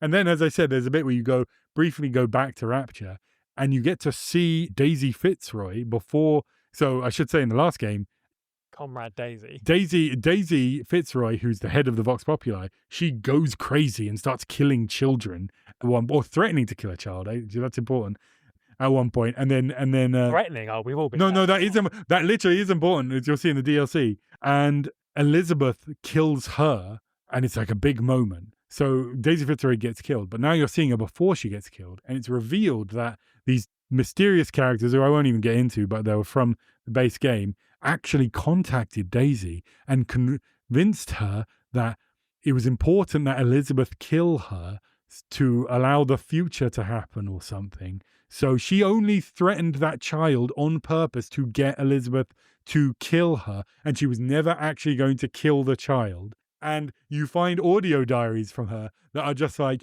oh, I'm not really into violence after all, actually.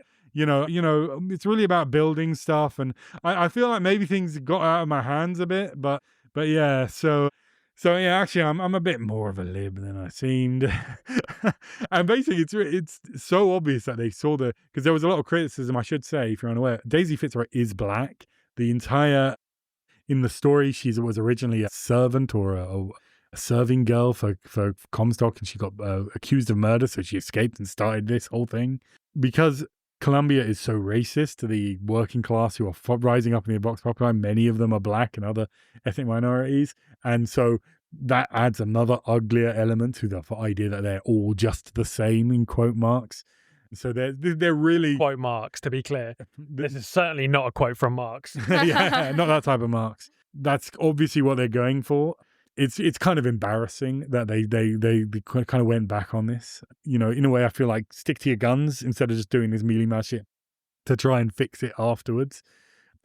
Probably didn't help though. In fact, it definitely didn't help, because 1 month before the DLC came out, Irrational Games was shut down. Even though Bioshock Infinite, despite the fact that it has not a pretty bad reputation these days, and even at the time, it did get good reviews, but it was kind of like, this is not the best game ever that we were kind of being promised. And I'd say the reception got even only worse over time. It sold extremely well. It made a lot of money. And so the fact that the studio went immediately down was quite notable. Now, why this might have happened is that this is one of the most poorly managed games maybe of all time. This game, if you go watch the original trailers for this game, it is stuffed full of stuff that was not eventually in the game. There's an entire sequence where they go through a whole area where the Vox Populi are taking over, and it's even more blatant, like, oh, they're like executing postmen for collaborating with the state and doing all these other excesses of communism. But it's an extended sequence that is just cut from the game entirely. It's clear that the plot was quite different for long periods of time. You'll see these things, just like huge amounts of the game is just completely different. And I'm not one to complain about, oh, they cut the games, something from a game, and that means they defrauded the player or something. But the point is, people had to make all that shit, and then all that work got just thrown in the bin. And this apparently happened over and over and over again. At the end credits of the game, there's like messages from all the individual developers, like they have a little message and a lot of just like, thanks to my family and stuff, and quite a large number of those mention crunch in the message. So especially Surprised that didn't get cut from the game. Yeah, considering everything else did. Just a bizarre game. And finally, just part of the legacy is just how hard this game had its lunch eaten by The Last of Us, which came out 2 months later. The Last of Us is a game that is going for almost exactly the same thing in terms of being like a high art, high drama. In both games, the main character is voiced by, he's voiced by Troy Baker. I wanted to say Troy McClure. Hi, I'm Troy McClure. No, voiced by Troy Baker. You may remember me. Doing kind of basically the same character, gruff, like broken man broken by his former... So bloody sad. His former life. He's God, I'm miserable. He's accompanied by a young girl whom one of them is called Elizabeth and the other one is called Ellie. Who both of whom become daughter figures who kind of reawaken humanity in Troy Baker's character. And The Last of Us does everything 1,000 times better. I mean, I think people are kind of down on The Last of Us these days, but in terms of this kind of prestige... Not quite as many lighthouses, though. Not as many lighthouses. Checkmate, atheists. And it just as I say, it completely ate the lunch. I mean, if any game in 2013 became the quote-unquote best game ever, most art game ever, it was The Last of Us. And people went on to largely forget that Bioshock Infinite even existed. So it's kind of a tragic tale, really. Don't worry, though. Ken Levine's back. He didn't completely shut down Irrational Studios. He just fired everyone, turned it into a new studio called Ghost Games. And Ghost Games has a game that's apparently coming out soon called Judas. And it looks like it's almost exactly like Bioshock. So look forward to that. Yay. And that's what I've been playing. Centrism. Yeah. Love that. Love that. I enjoyed it when I played it, like you did, Sophie. I do. That's the thing. I do remember liking it. Obviously, I was in 2013. I was just out of high school. I must have been 19 or 20 then. So I wasn't really particularly woke at that time. I wasn't really into politics. So like the politics story didn't really mean anything to me. I remember thinking, And to this day, I still don't really like very linear games. Yeah. And I remember thinking that was a bit disappointing. But I feel like I remember finding this sort of like the mobility stuff very fun.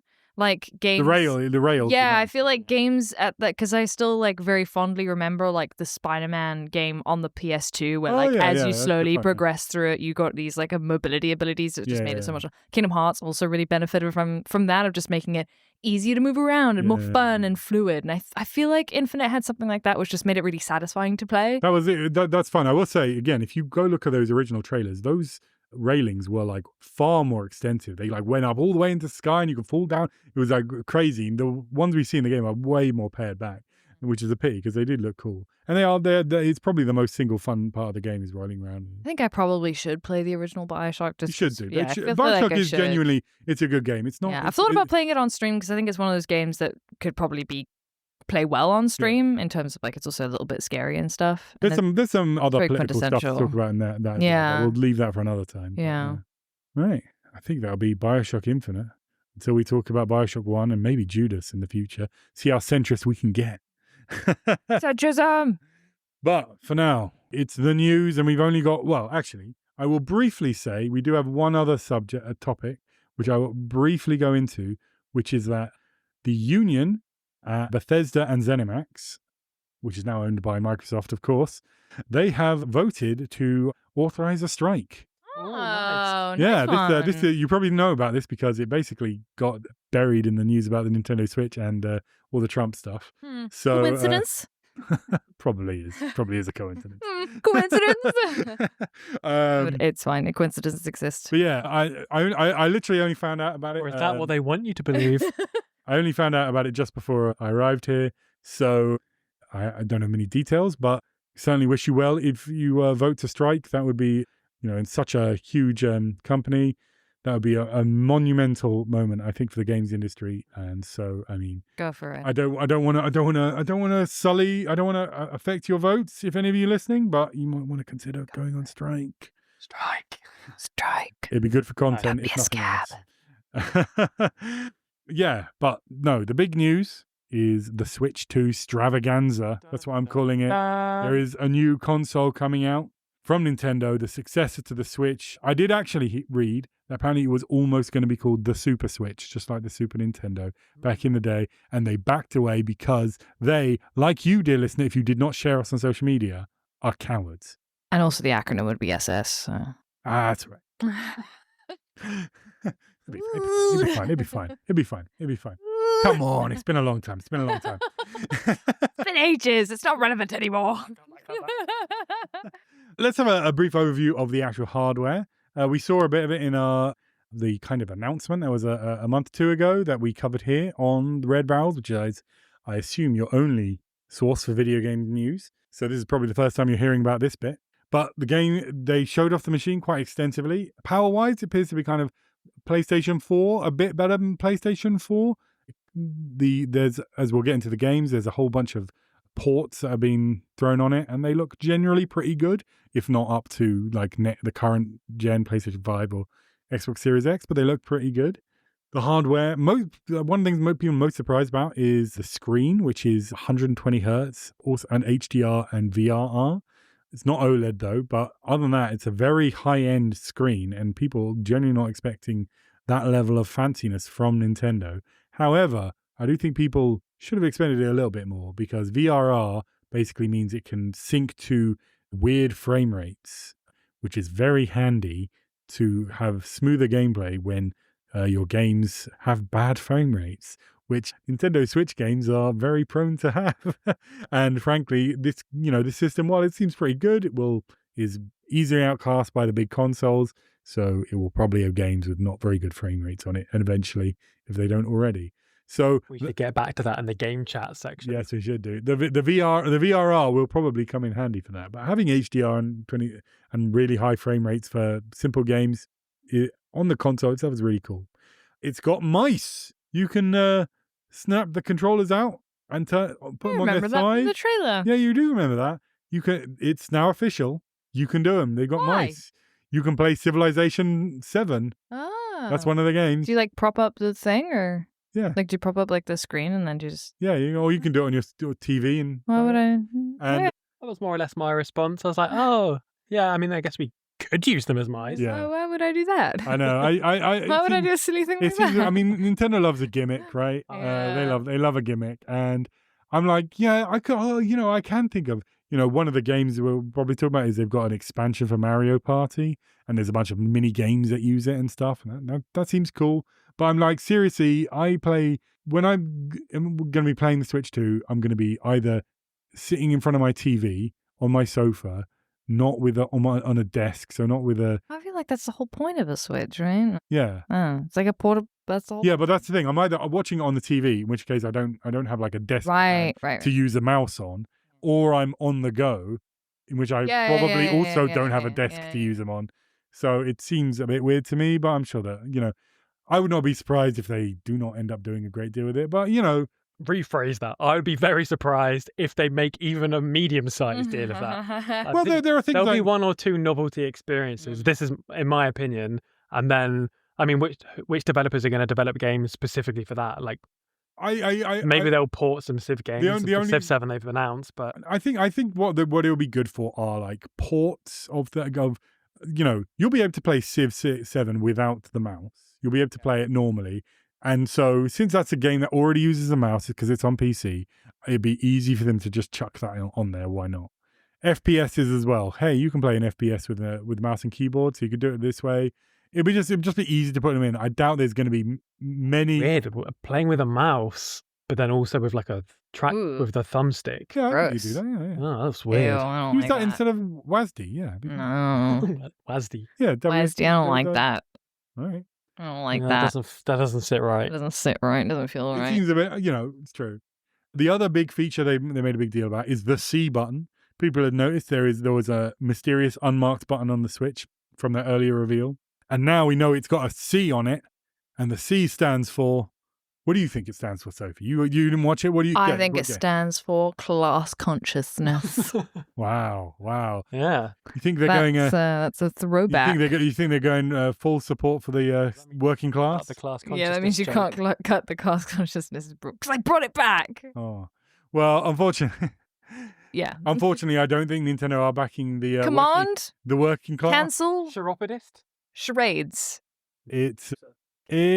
Cancel? It's not cancel. No. It's chat. Oh, no.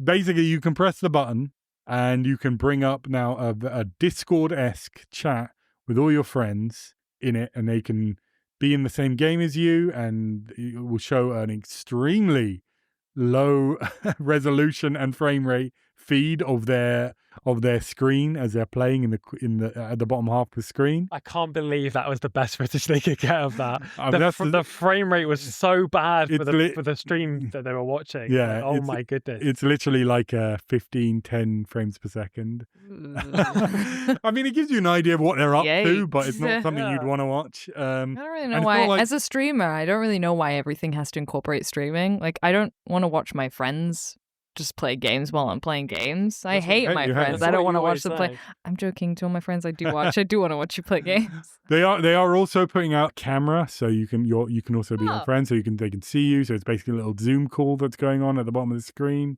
They are also doing a special add-on to Mario Party, so there's a bunch of camera games in it. You can do stuff like that. And to be fair, one thing is that your character has a little box next to it that has the picture of the video in it, so you can see directly who everyone is. That seems kind of cool. It looks cool in the Mario Party thing, but again, to me, this feels like a feature which who's going to actually develop with that in mind? How well is this camera going to sell? No. Enough to I mean, to be fair, you don't have to. I mean, it's a system level thing that works on all games. And when I look at the things like that, I am almost certainly never going to use it. Oh yeah, I'm not going to buy the camera. Oh yeah, no, neither am I. I'm not going to. Does it come separately? Yeah, the camera. That's separate. Bizarre. Yeah. I mean, how often? Mainly when I'm like playing games with friends, I'm like on PlayStation, for example. I'm not even necessarily using PlayStation Voice or whatever that thing's called. Yeah. Did anyone ever play iToy? No, but I never did. Yeah. Yeah, but I did. I've seen it. Yeah, Like it's the only game on I can think PlayStation 2 of that was back in the always day, that was any vaguely any good, and it was really fun. I remember Yeah. it, but like had a separate camera. Yeah. Gives me the I same vibes imagine as they that. might do some stuff like that. It's like wasn't popular. I always think about things. I'm not going to use it, but I can just imagine like families of kids, and they I can imagine people who people No who are parents, just frankly kids. a lot more normal and a lot more well adjusted than me. Probably might. No, use it. I think you're underestimating yourself there. I think So well adjusted. Neither of really you two. boring. I really think Neither nobody of you will two use really these. appreciate the depths of how ill-adjusted I am. Okay, you neither don't talk like you. Pretend not to notice because Oh. we're scared. All right. We're really scared of you. I haven't talked about my favorite bit of the hardware, Oh, which is how big the number 2 is on the back. Like they really want to make it clear this isn't going to be a Wii U situation. No, it's this not. is the number 2. Number 2. Okay? And it's Number 2, giant 2. Yeah, it could have been Super. It could have been Super Switch. What could have been in the alternate hubristic Bioshock Infinite universe? It is called Super Switch, and that's the one that brings about the Vox Populi revolution. So unfortunately, we have to live in this one. There's also going to be a new Pro controller too, which has little paddles at the back, which would be nice. In all seriousness, though, the controllers increasing the size of the SL and the SR button, I like that because those do suck on the Switch. Yeah. I play And quite also a lot of Mario Kart with just the one controller, and it's like it's the bane of my existence. That's not an exaggeration. So I did like that. It's a straightforward The sticks are also much bigger, which is great because the sticks on the original Switch are fucking tiny. I mean, I don't know about you, but that was my overall feeling on the hardware. Yeah. Like it's not, it didn't blow my mind, but it does just feel like a series of relatively straightforward upgrades. Like, yeah, that seems better. That seems better. That seems better.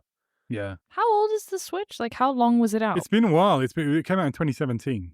Oh, that is a while. So I guess it's quite almost 10 years. Someone.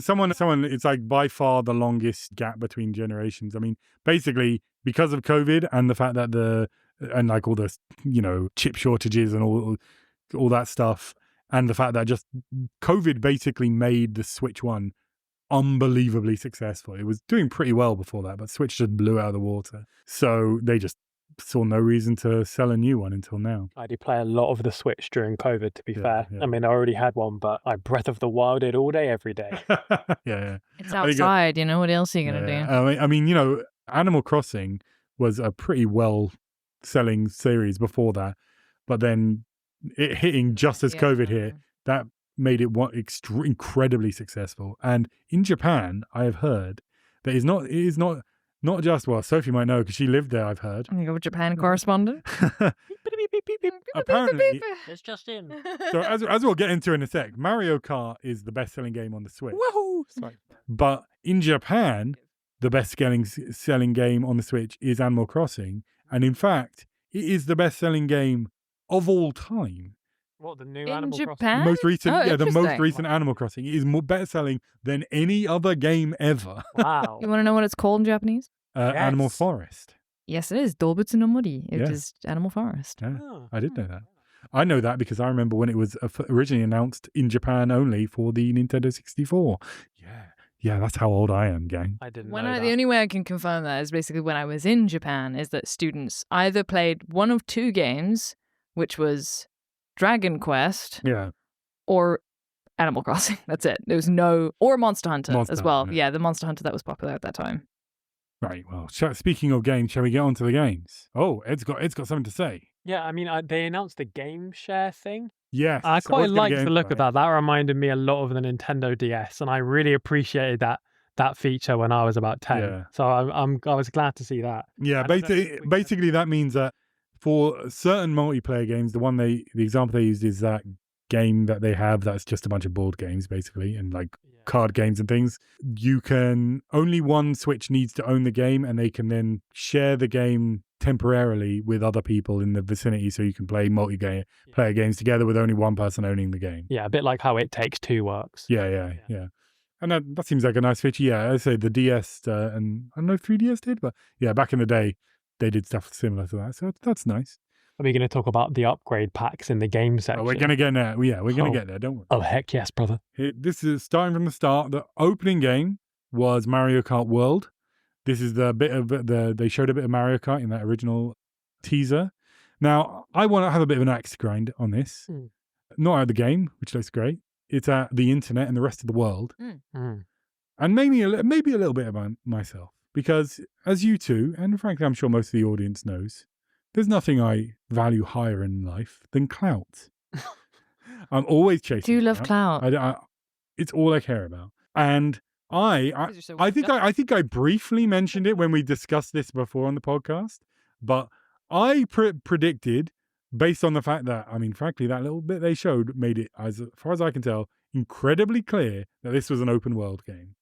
I mean, in that teaser, they showed you starting off at a traditional Mario Kart track, and then they got diverted off that onto a normal road with traffic on it that wound off into the distance. And like, how could that clearly means it's an open world game and the tracks just exist in the world, right? That just sounds like a trailer to me.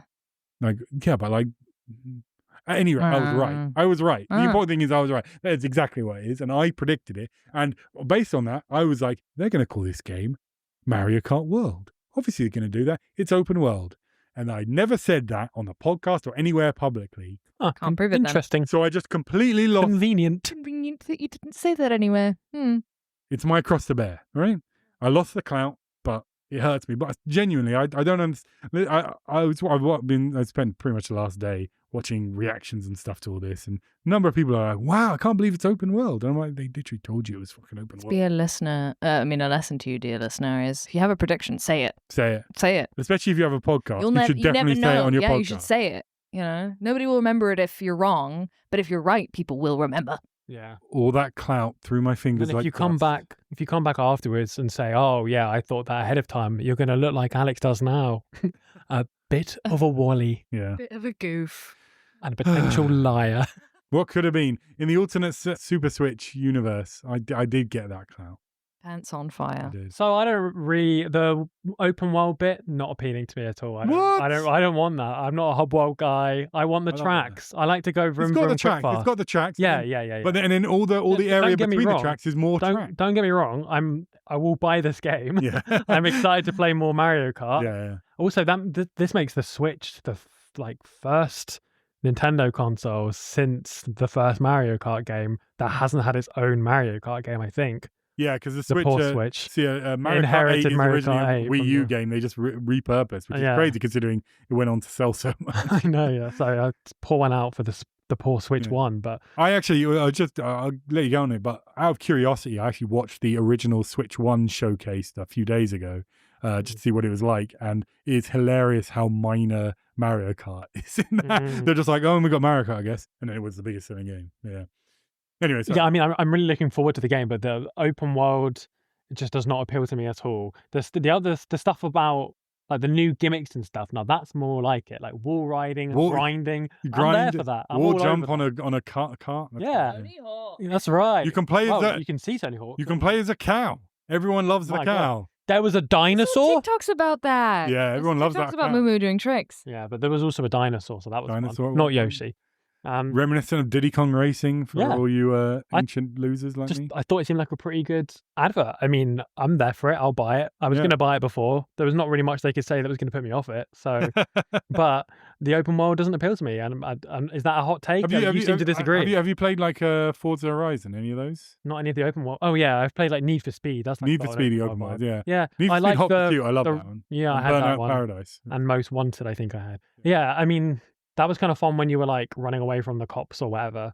I doubt you're going to be running away from the cops all that much in Mario Kart. You'll be doing stuff. I'm sure you will be doing stuff. I just think that the thing that I like most about the Mario Karts is the kart racing and probably less the driving around. But you know, I haven't played it yet.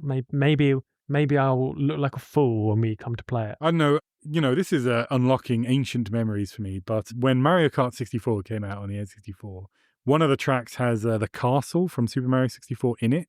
And you can just go off the course and drive around it. And just doing that back then was like, wow, it's real. I can go up. It's not just a thing in the background. And now that's the whole game. It just seems cool. I like it. I'm looking forward to it. I think it's going to be good. Yeah, I can't wait, really. Though I never did play even though I'm a Mario, Nintendo Switch Online, whatever expansion thing, you get a shitload of extra tracks for Mario Kart 8 and I never played them. So I should really get through them before I do this. I bought the expansion for Mario Kart 8 separately, so they're fun. Check them out.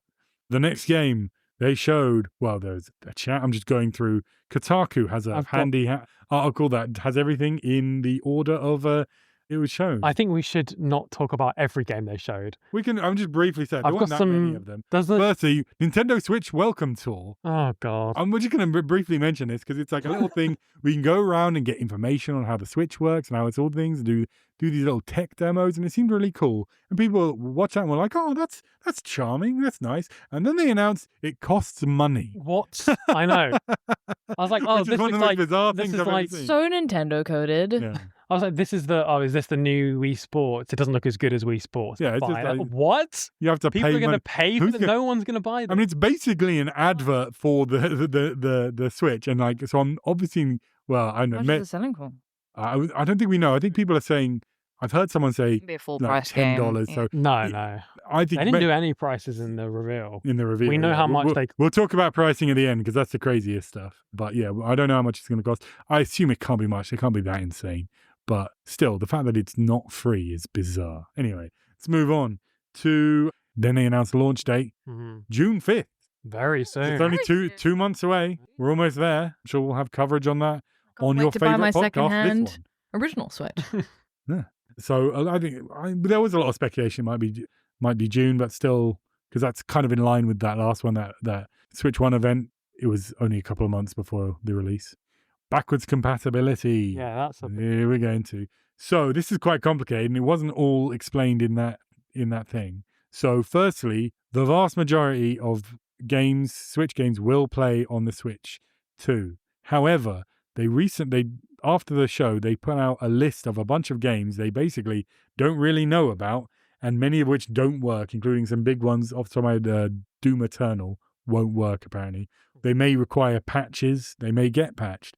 But a lot of these games are quite small and probably will not get patched. You know, is Microsoft, who owns id and make Doom, are they really going to go back and work on a patch for a game that came out like 4 or 5 years ago now to make it play on this new system? They might, but who can say? So it is a bit more extensive, but like none of the games I own are in there, so that's all that matters. But no, I mean, there's most of the big ones. However, there are also going to be Nintendo Switch 2 Edition games, which are basically the games that get proper upgrades. These will include the two big Zelda games, Breath of the Wild and Tears of the Kingdom, Metroid Prime, which we're going to talk about in a bit. Actually, we should probably talk about that just in a sec, because I think that's when this comes in the chronological list. Metroid Prime 4 hasn't come out yet, but has a Switch version, which was shown off at an event just last week. Does that count as an upgrade, though? Because that's just, surely it was designed for the Switch 2 more than for the Switch. I think it was a launch game for the Switch 2. This game has been like Breath of the Wild, you can get that on the Wii U, right? But the thing is that Metroid Prime 4 has been in development for a very long time and was definitely a Switch game for almost its entire development. So it is far more a Switch game than it is a Switch 2 game. But the Switch 2 editions make it 4K 60.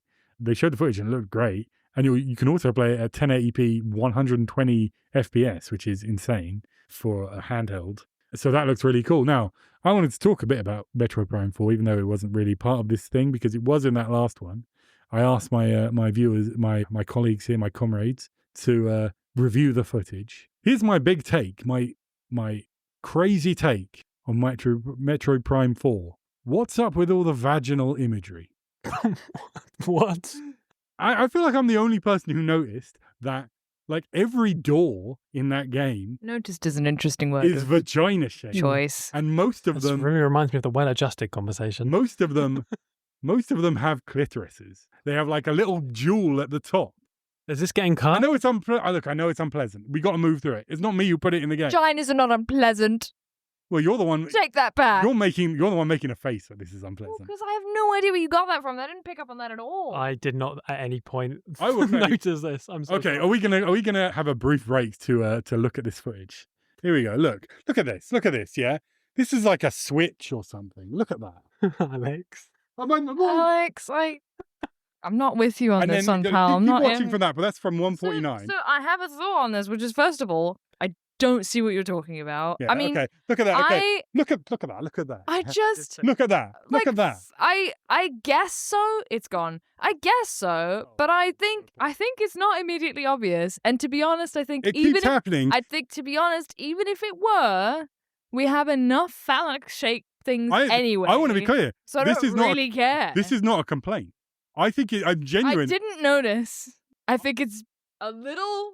This is not a complaint. That you did. This is not a complaint. I genuinely think I'm genuinely pleased about this. Right? I think the reason I'm pleased. Too pleased to see more vaginal representation in the my reason video I'm pleased- games. the Actually, appropriate level of pleased. Please The reason I'm appreciate pleased- all the sexual organs equally. let me get it Okay. Adjusted, okay. Let me get this out. The reason I'm pleased is because look, Metroid's place in gaming history is that it's basically one of the first games with a woman protagonist. No, Alice. No. I'm glad that it has visual vaginal No, representation. no. There's a woman Not in that. it. Not that. Not Where that. are we going with this?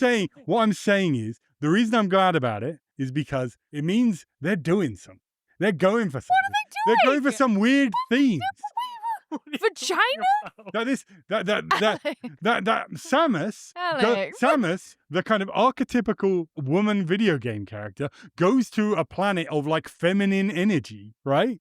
That's interesting. Bro, there is a lot that could be weird. My guy. It could turn out really weird. It could turn out to be nothing. But Alex, my God. I think I What think is feminine energy. Could you define that? What is that? I mean, what it's is up to this feminine game. It's energy? up to this game to define. I that. just. Femininity. I don't you know, think it is. I don't know. As the woman on this podcast, there is an alien. I think this is a very Look at that forced fucking connection. alien. Look at that fucking alien. Yeah. What does that look like? I don't see it. What? I don't see it. I don't see it on that one. The one. I genuinely. The one I mean, like an fucking. Do I have to describe the folds? I mean, Jesus Christ. Does he have to describe the folds? Look, it's not my fault they made it in this game. I don't. Alex, I think you're just Alex, a bit I lonely. think. Look, I'm just saying. Look, my point is that I think they're going for. I think they're going for a particular shape. I don't think it's vaginas though. I mean, I think they're basically just trying and to then it's create got a the dual- visual I mean, language come on. of alien architecture. Is I think all they're doing. To be honest, Maybe we'll play this game. I genuinely. I think they're going for alien architecture. I think that's the vibe they're going for. Like that one building You were looked the more one- like you were the Sydney one Opera saying- House inspired to me than anything else. You were the one who were just saying we've got too much phallic imagery, and I'm like, I'm yes, saying- 100%. I'm I'm agreeing with you. I said before that if I saw what you were seeing, which I don't, but if I did, I'd be like, sure, what's wrong with that? I mean, but I don't. if you wanted stretch. vaginal imagery as opposed to phallic imagery in Shut up, architecture, what would it look like? What would it look like? It would look like that. I think they're just going for alien. I think they're going for alien. Right, I you made think me they're feel going. really weird about this, and I'm probably going to cut I think this you whole should. section. I'm sorry, Alex. I'm just saying, look at it. I think you should leave this section because I think it's funny. It is I think it's funny. hilarious. Yeah, now you made me think that I'm going to look like a fucking weirdo, and I think Don't I be think a I've got little weird. intellectual and We were interesting just video game saying how well opinions. adjusted you are. I'm very well adjusted, and that's why when I look at video game trailers, I see vaginas. I mean, that Switch had a clitoris. Come on. I didn't put it there. Anyway, in conclusion, Vaginas are in the eye of the beholder. in conclusion, That's what I always say. Metroid has 4K 60 mode on Switch 2. Next up, Okay. the Switch versions have some weird GPS thing that you can run on your phone. And it will. I know. Look, we're getting back into the normal podcast. All right. I feel a bit deflated now. It's got a GPS thing, All right. Oh, that's exciting. which is weird. It's weird. Well, who knows what's going on there?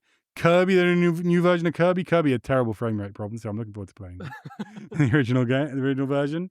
Metroid Prime, we just did that. Pokemon Legends ZA technically looks fucking terrible on the Switch one, so maybe it'll work okay on the Switch too. Pokemon has a very bad legacy on open world games, and hopefully this will be better. I like Pokemon, but I haven't actually played a new one since about Diamond. I just sort of replay the old ones over and over. So I wasn't persuaded to be hyped for this one. I'm not a Pokemon guy, I'm afraid. Neither. You're not a No. Pokemon. No, It's not sadly really a not. Nintendo Sadly not. person, so I don't have that much to contribute to this conversation. Well, Just not really a that's your Nintendo problem. person. That's It your is my problem. Probably the most gimmicky game Nintendo showed off is Drag X Drive, which seems to be based on the wheelchair rugby game Murderball, where you're in a wheelchair and you've got the two controller in mice mode, and you're basically sliding them back and forth a bit like you are sitting in a wheelchair, rolling your wheels, and you're playing basketball with that. To be honest, it's an interesting concept, but I thought it looked really bad. It was like the graphics looked terrible. It was like just very ugly, and seemed incredibly simple for something that's coming out like very soon, apparently this summer. So who knows how that'll go. Then we got onto the big games, the ports. The ports began. Number 1, Elden Ring, which looked pretty good for Elden Ring, but again, worse than the version I played it on. Yeah, that's the issue. Seeing that, it reminded me just a little bit of the Arkham City being a Wii U launch title. Yeah, the difference. Also, this isn't actually a launch title, so isn't it? No, it's not on the list. Oh, so it'll be coming at some point, I'm sure. I mean, if we could talk more generally about the launch games, yeah, go for it. There's a lot of ports. Just to get out, I'm going to go through a big list here of just like games that you've already played that are now on the Switch too. Yeah, I mean, just in terms of the launch titles, I mean, I'm looking through this list. I've made some notes on it, but really the only one of these, which is a game which is new for the Switch that I am excited to play, is Mario Kart World. Yeah. Everything else is basically ports. I mean, it's weird that Breath of the Wild is a launch title for the Switch too. Like, I kind of get it. The game did come out 8 years ago though. Yeah. Like, people who are going to buy the Switch 2 at launch have already played Breath of the Wild. Pretty much 100% of them, I would say. I mean, the other games they can now play in 60 FPS. Yeah, I guess 4K. I guess so. I mean, Fortnite. Wow, I can't wait to give that one a go.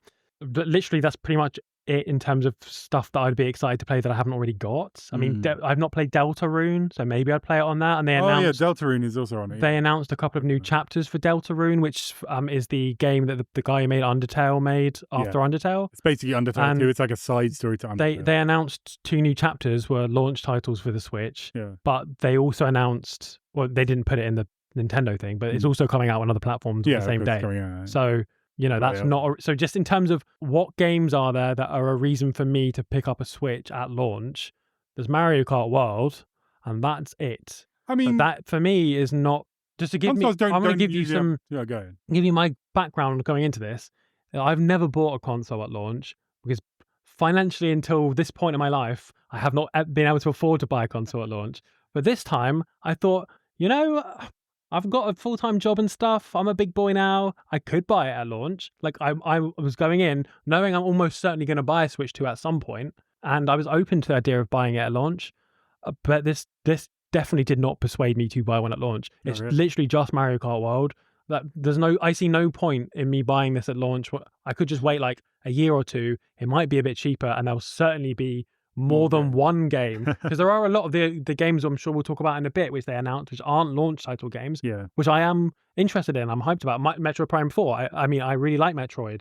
Metroid Prime might be a launch. They just haven't announced when it's out, but everyone it just said coming 2025. Everyone assumed it's June the 5th though. Like it's so close. If this was going to be a launch title, they would have announced. Well, here's the thing. The thing is that it was, as I said, it was announced in that show last week, and they didn't give a launch date there, and everyone assumed that's because it's going to be a launch title with the Switch. So, and they don't want to reveal the Switch 2, so they don't want to reveal what the launch date is.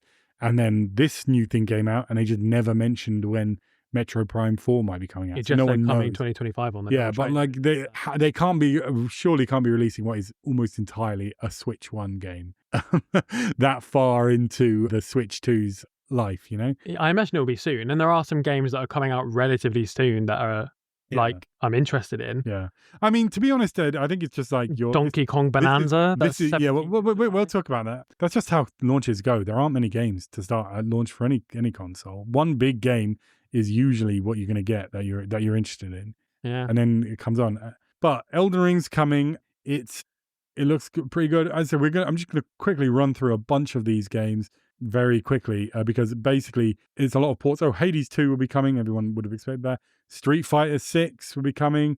Daemon X Machina, to be fair, that is a new exclusive game, a sequel to a mech game that was on the Switch that I think people generally liked. Split Fiction is another port. Tony Hawk's Pro Skater, that's not out yet, but that's coming out on everything as well. Don't think Daemon X Machina is a launch title, though. No, I don't think it's a launch title. Hitman is coming out. The future James Bond game made by the same people. Project 007. Presumably they're going to come up with a better name than that. That'll be coming out. Bravely Default, the 3DS game, is getting an HD remaster. That's coming. Yakuza 0, another port. Where it's from? I've never heard of that game. It's They were on sort of 3D. presenting it as though I was meant to be like, oh wow, Yeah, so it's exciting. I've never heard of it. Sorry, guys. It's a quite well thought of game. I never played them, but Fair. yeah. Hyrule Warriors is a Musou, Dynasty Warriors style spin-off of Zelda, specifically of Tears of the Kingdom. Do you play the whole backstory of that? I'm not sure when that's coming. GameCube games are coming to the Switch Online, which would be nice. Deltarune, as we mentioned, has all 4 chapters. I think that's the whole thing, because I don't know if there's any more chapters after that, but it's been taking a long time to make those. So if that is the whole thing, that's great. Borderlands 4 will also be coming to Switch. Civ 7, we've mentioned before, that's coming. Cyberpunk 2077, I think a lot of people were surprised to see that it could run this, but it seems to be doing okay. It's a lot better than the previous gen versions anyway, it seems. I've not played it.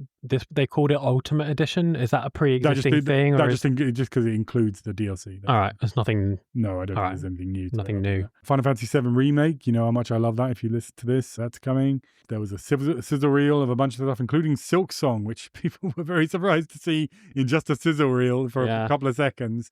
And it said coming 2025. 2025. So they said that last year. I'll hold you to that. They said 2024 last year. Yeah, so, they did. Don't think we can judge. I mean, look, I love Hollow Knight, so that was genuinely one of the more exciting parts of me. They're like 3 seconds when they showed Silk Song. Yeah. But so I mean, those were, I'd say there's a lot of ports there, and those are kind of weird because it's impressive it's got them. They look like decent versions of it, play them on the go.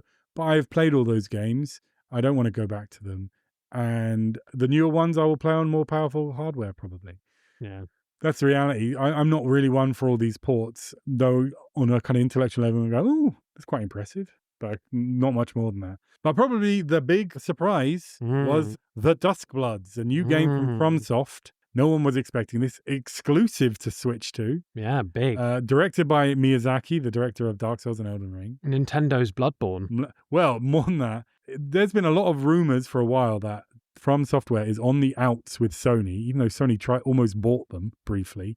And they're very unhappy, and that's why there has not been a Bloodborne sequel or even a remaster or even just a 60 FPS patch for the new consoles. And then this comes on and it is very Bloodborne, like incredibly Bloodborne. And it very much seems like this is Bloodborne 2 with the license numbers filed off. I mean, that's hype. Like, I'd like to play that game. Yeah. That's definitely a system seller. Apparently there's going to be more about this on the 4th, and this is the 3rd when we're recording this. This whole thing went down yesterday, I should say, listener. So no one knows that much about it, but apparently it is mainly a multiplayer game. Oh, really? Yeah, that was a big surprise. Okay. And frankly, that is a disappointment to me if that's the case. Yeah. It depends how it works. I mean, obviously, even the single player games are also multiplayer in these things. So maybe that's what it meant. Maybe you can play it as a big, proper, From Software adventure. Mm-hmm. Maybe it's more like Night Rain, this Elden Ring spin-off they're putting out, which is basically like their version of Fortnite, practically.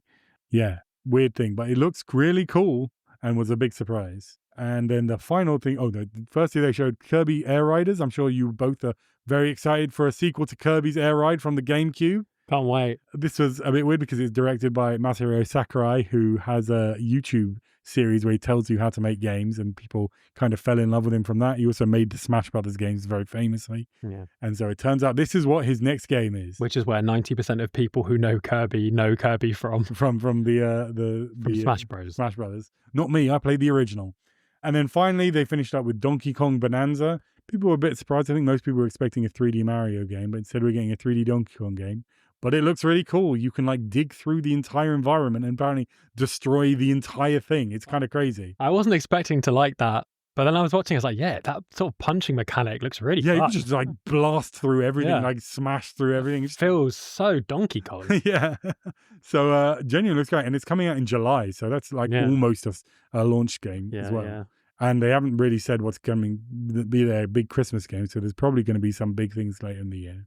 Yeah. So that's the whole reveal. But the really juicy stuff was the price.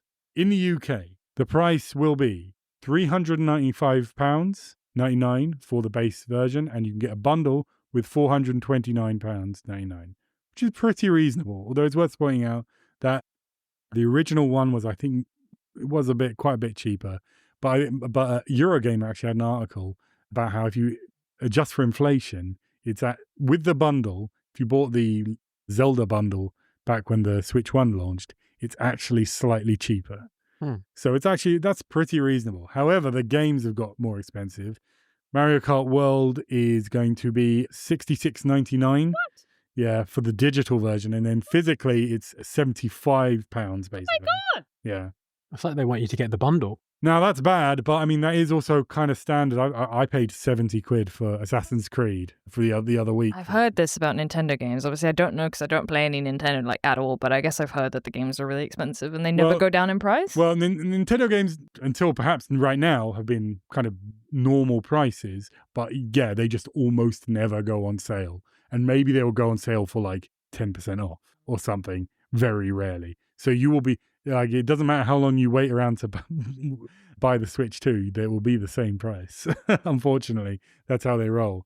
But now they are clearly rising the prices of games to quite a bit. Donkey Kong Bonanza is a good bit cheaper, actually. It's £58.99 and £66.99 physical. So they obviously are just expected to cash in massively with the sequel to the biggest selling game. However, the big discussion is America, where the console is $450, but Mario Kart World is $80, which is a massive that's pretty jump up. expensive. Yeah. And this is all before. So this was announced yesterday, about 2:00 in the morning in America, and then in the afternoon in America, tariffs. Trump dropped his insane mega tariff. Tariffs. This is going to quite likely going to affect these prices significantly in America. One of the big For listeners who don't know, America, we mean the United States of America is a country just north of Mexico and south of Canada. Yeah, you might have heard about it. Donald Trump is the president of that country. So, they kind of You'd be forgiven for it skirts under the radar. They're very subtle. No running on the wall for that one.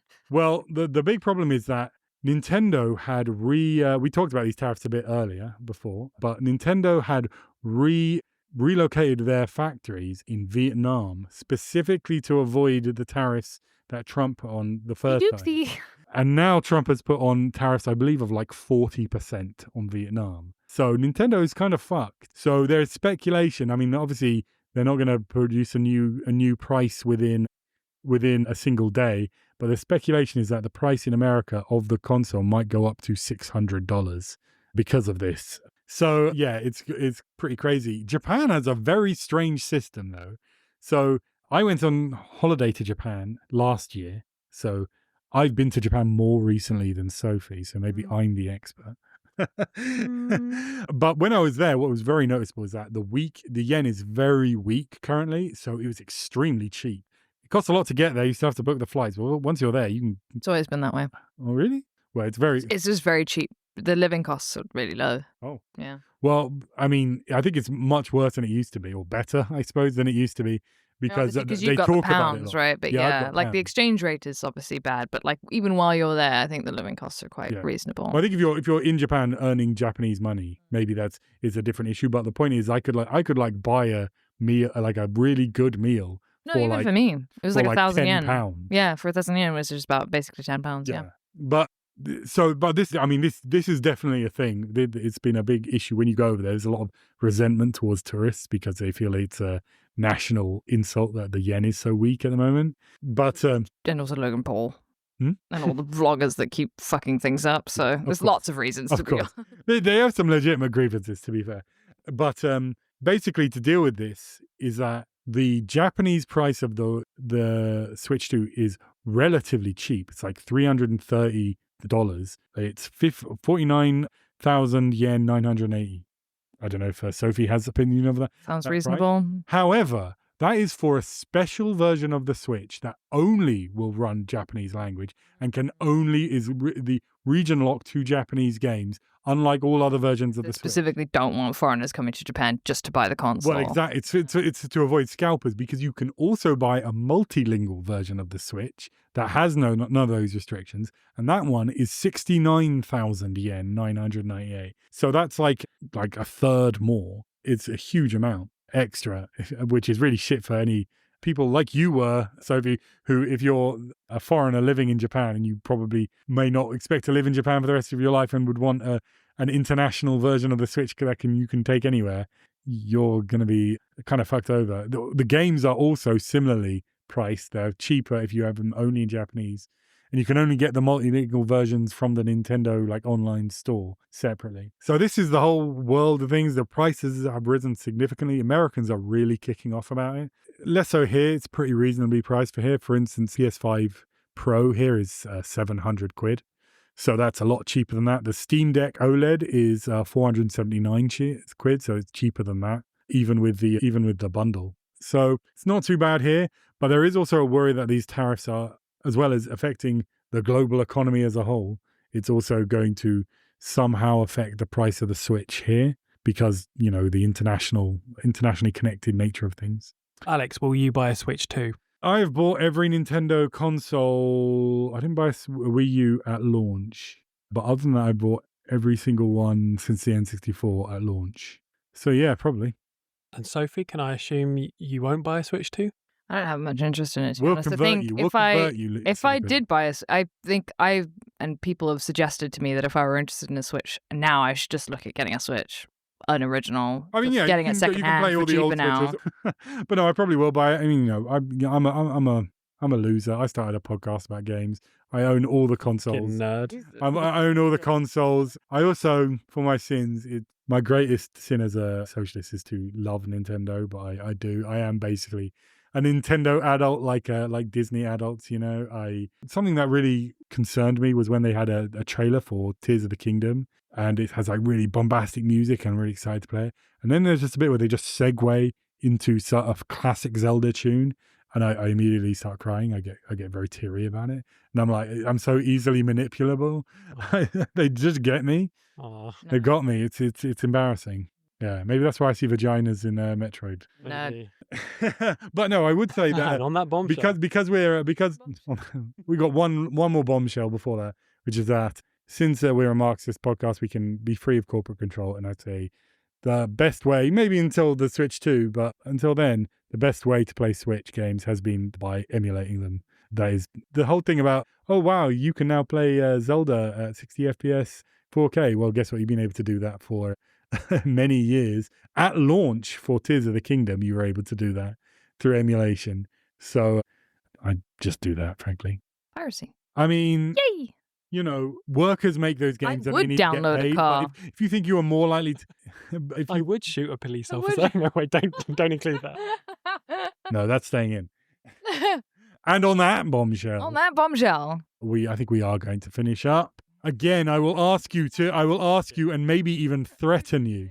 I will maybe even threaten you to follow us and share us on social media. On Twitter, we are at Red Barrels Pod. On Blue Sky, we are at redbarrelspodcast.bsky.social. I'm Alex Dean. You can find me on Twitter at Alex Dean, ALEXDUIN. On Blue Sky, ALEXDUIN.bsky.social. And Ed, where are you? I'm on X as at still not a lemon, and I'm on Blue Sky as at not a lemon. Bluesky blah blah blah blah blah blah blah blah blah. Sofie, have you got any online presence? I'm on Twitch. I stream on Twitch 4 days a week. Twitch.tv/SoFreely. Thank you. She just came back from hiatus, but she's back and raring to go. Back and ready to go. Yeah.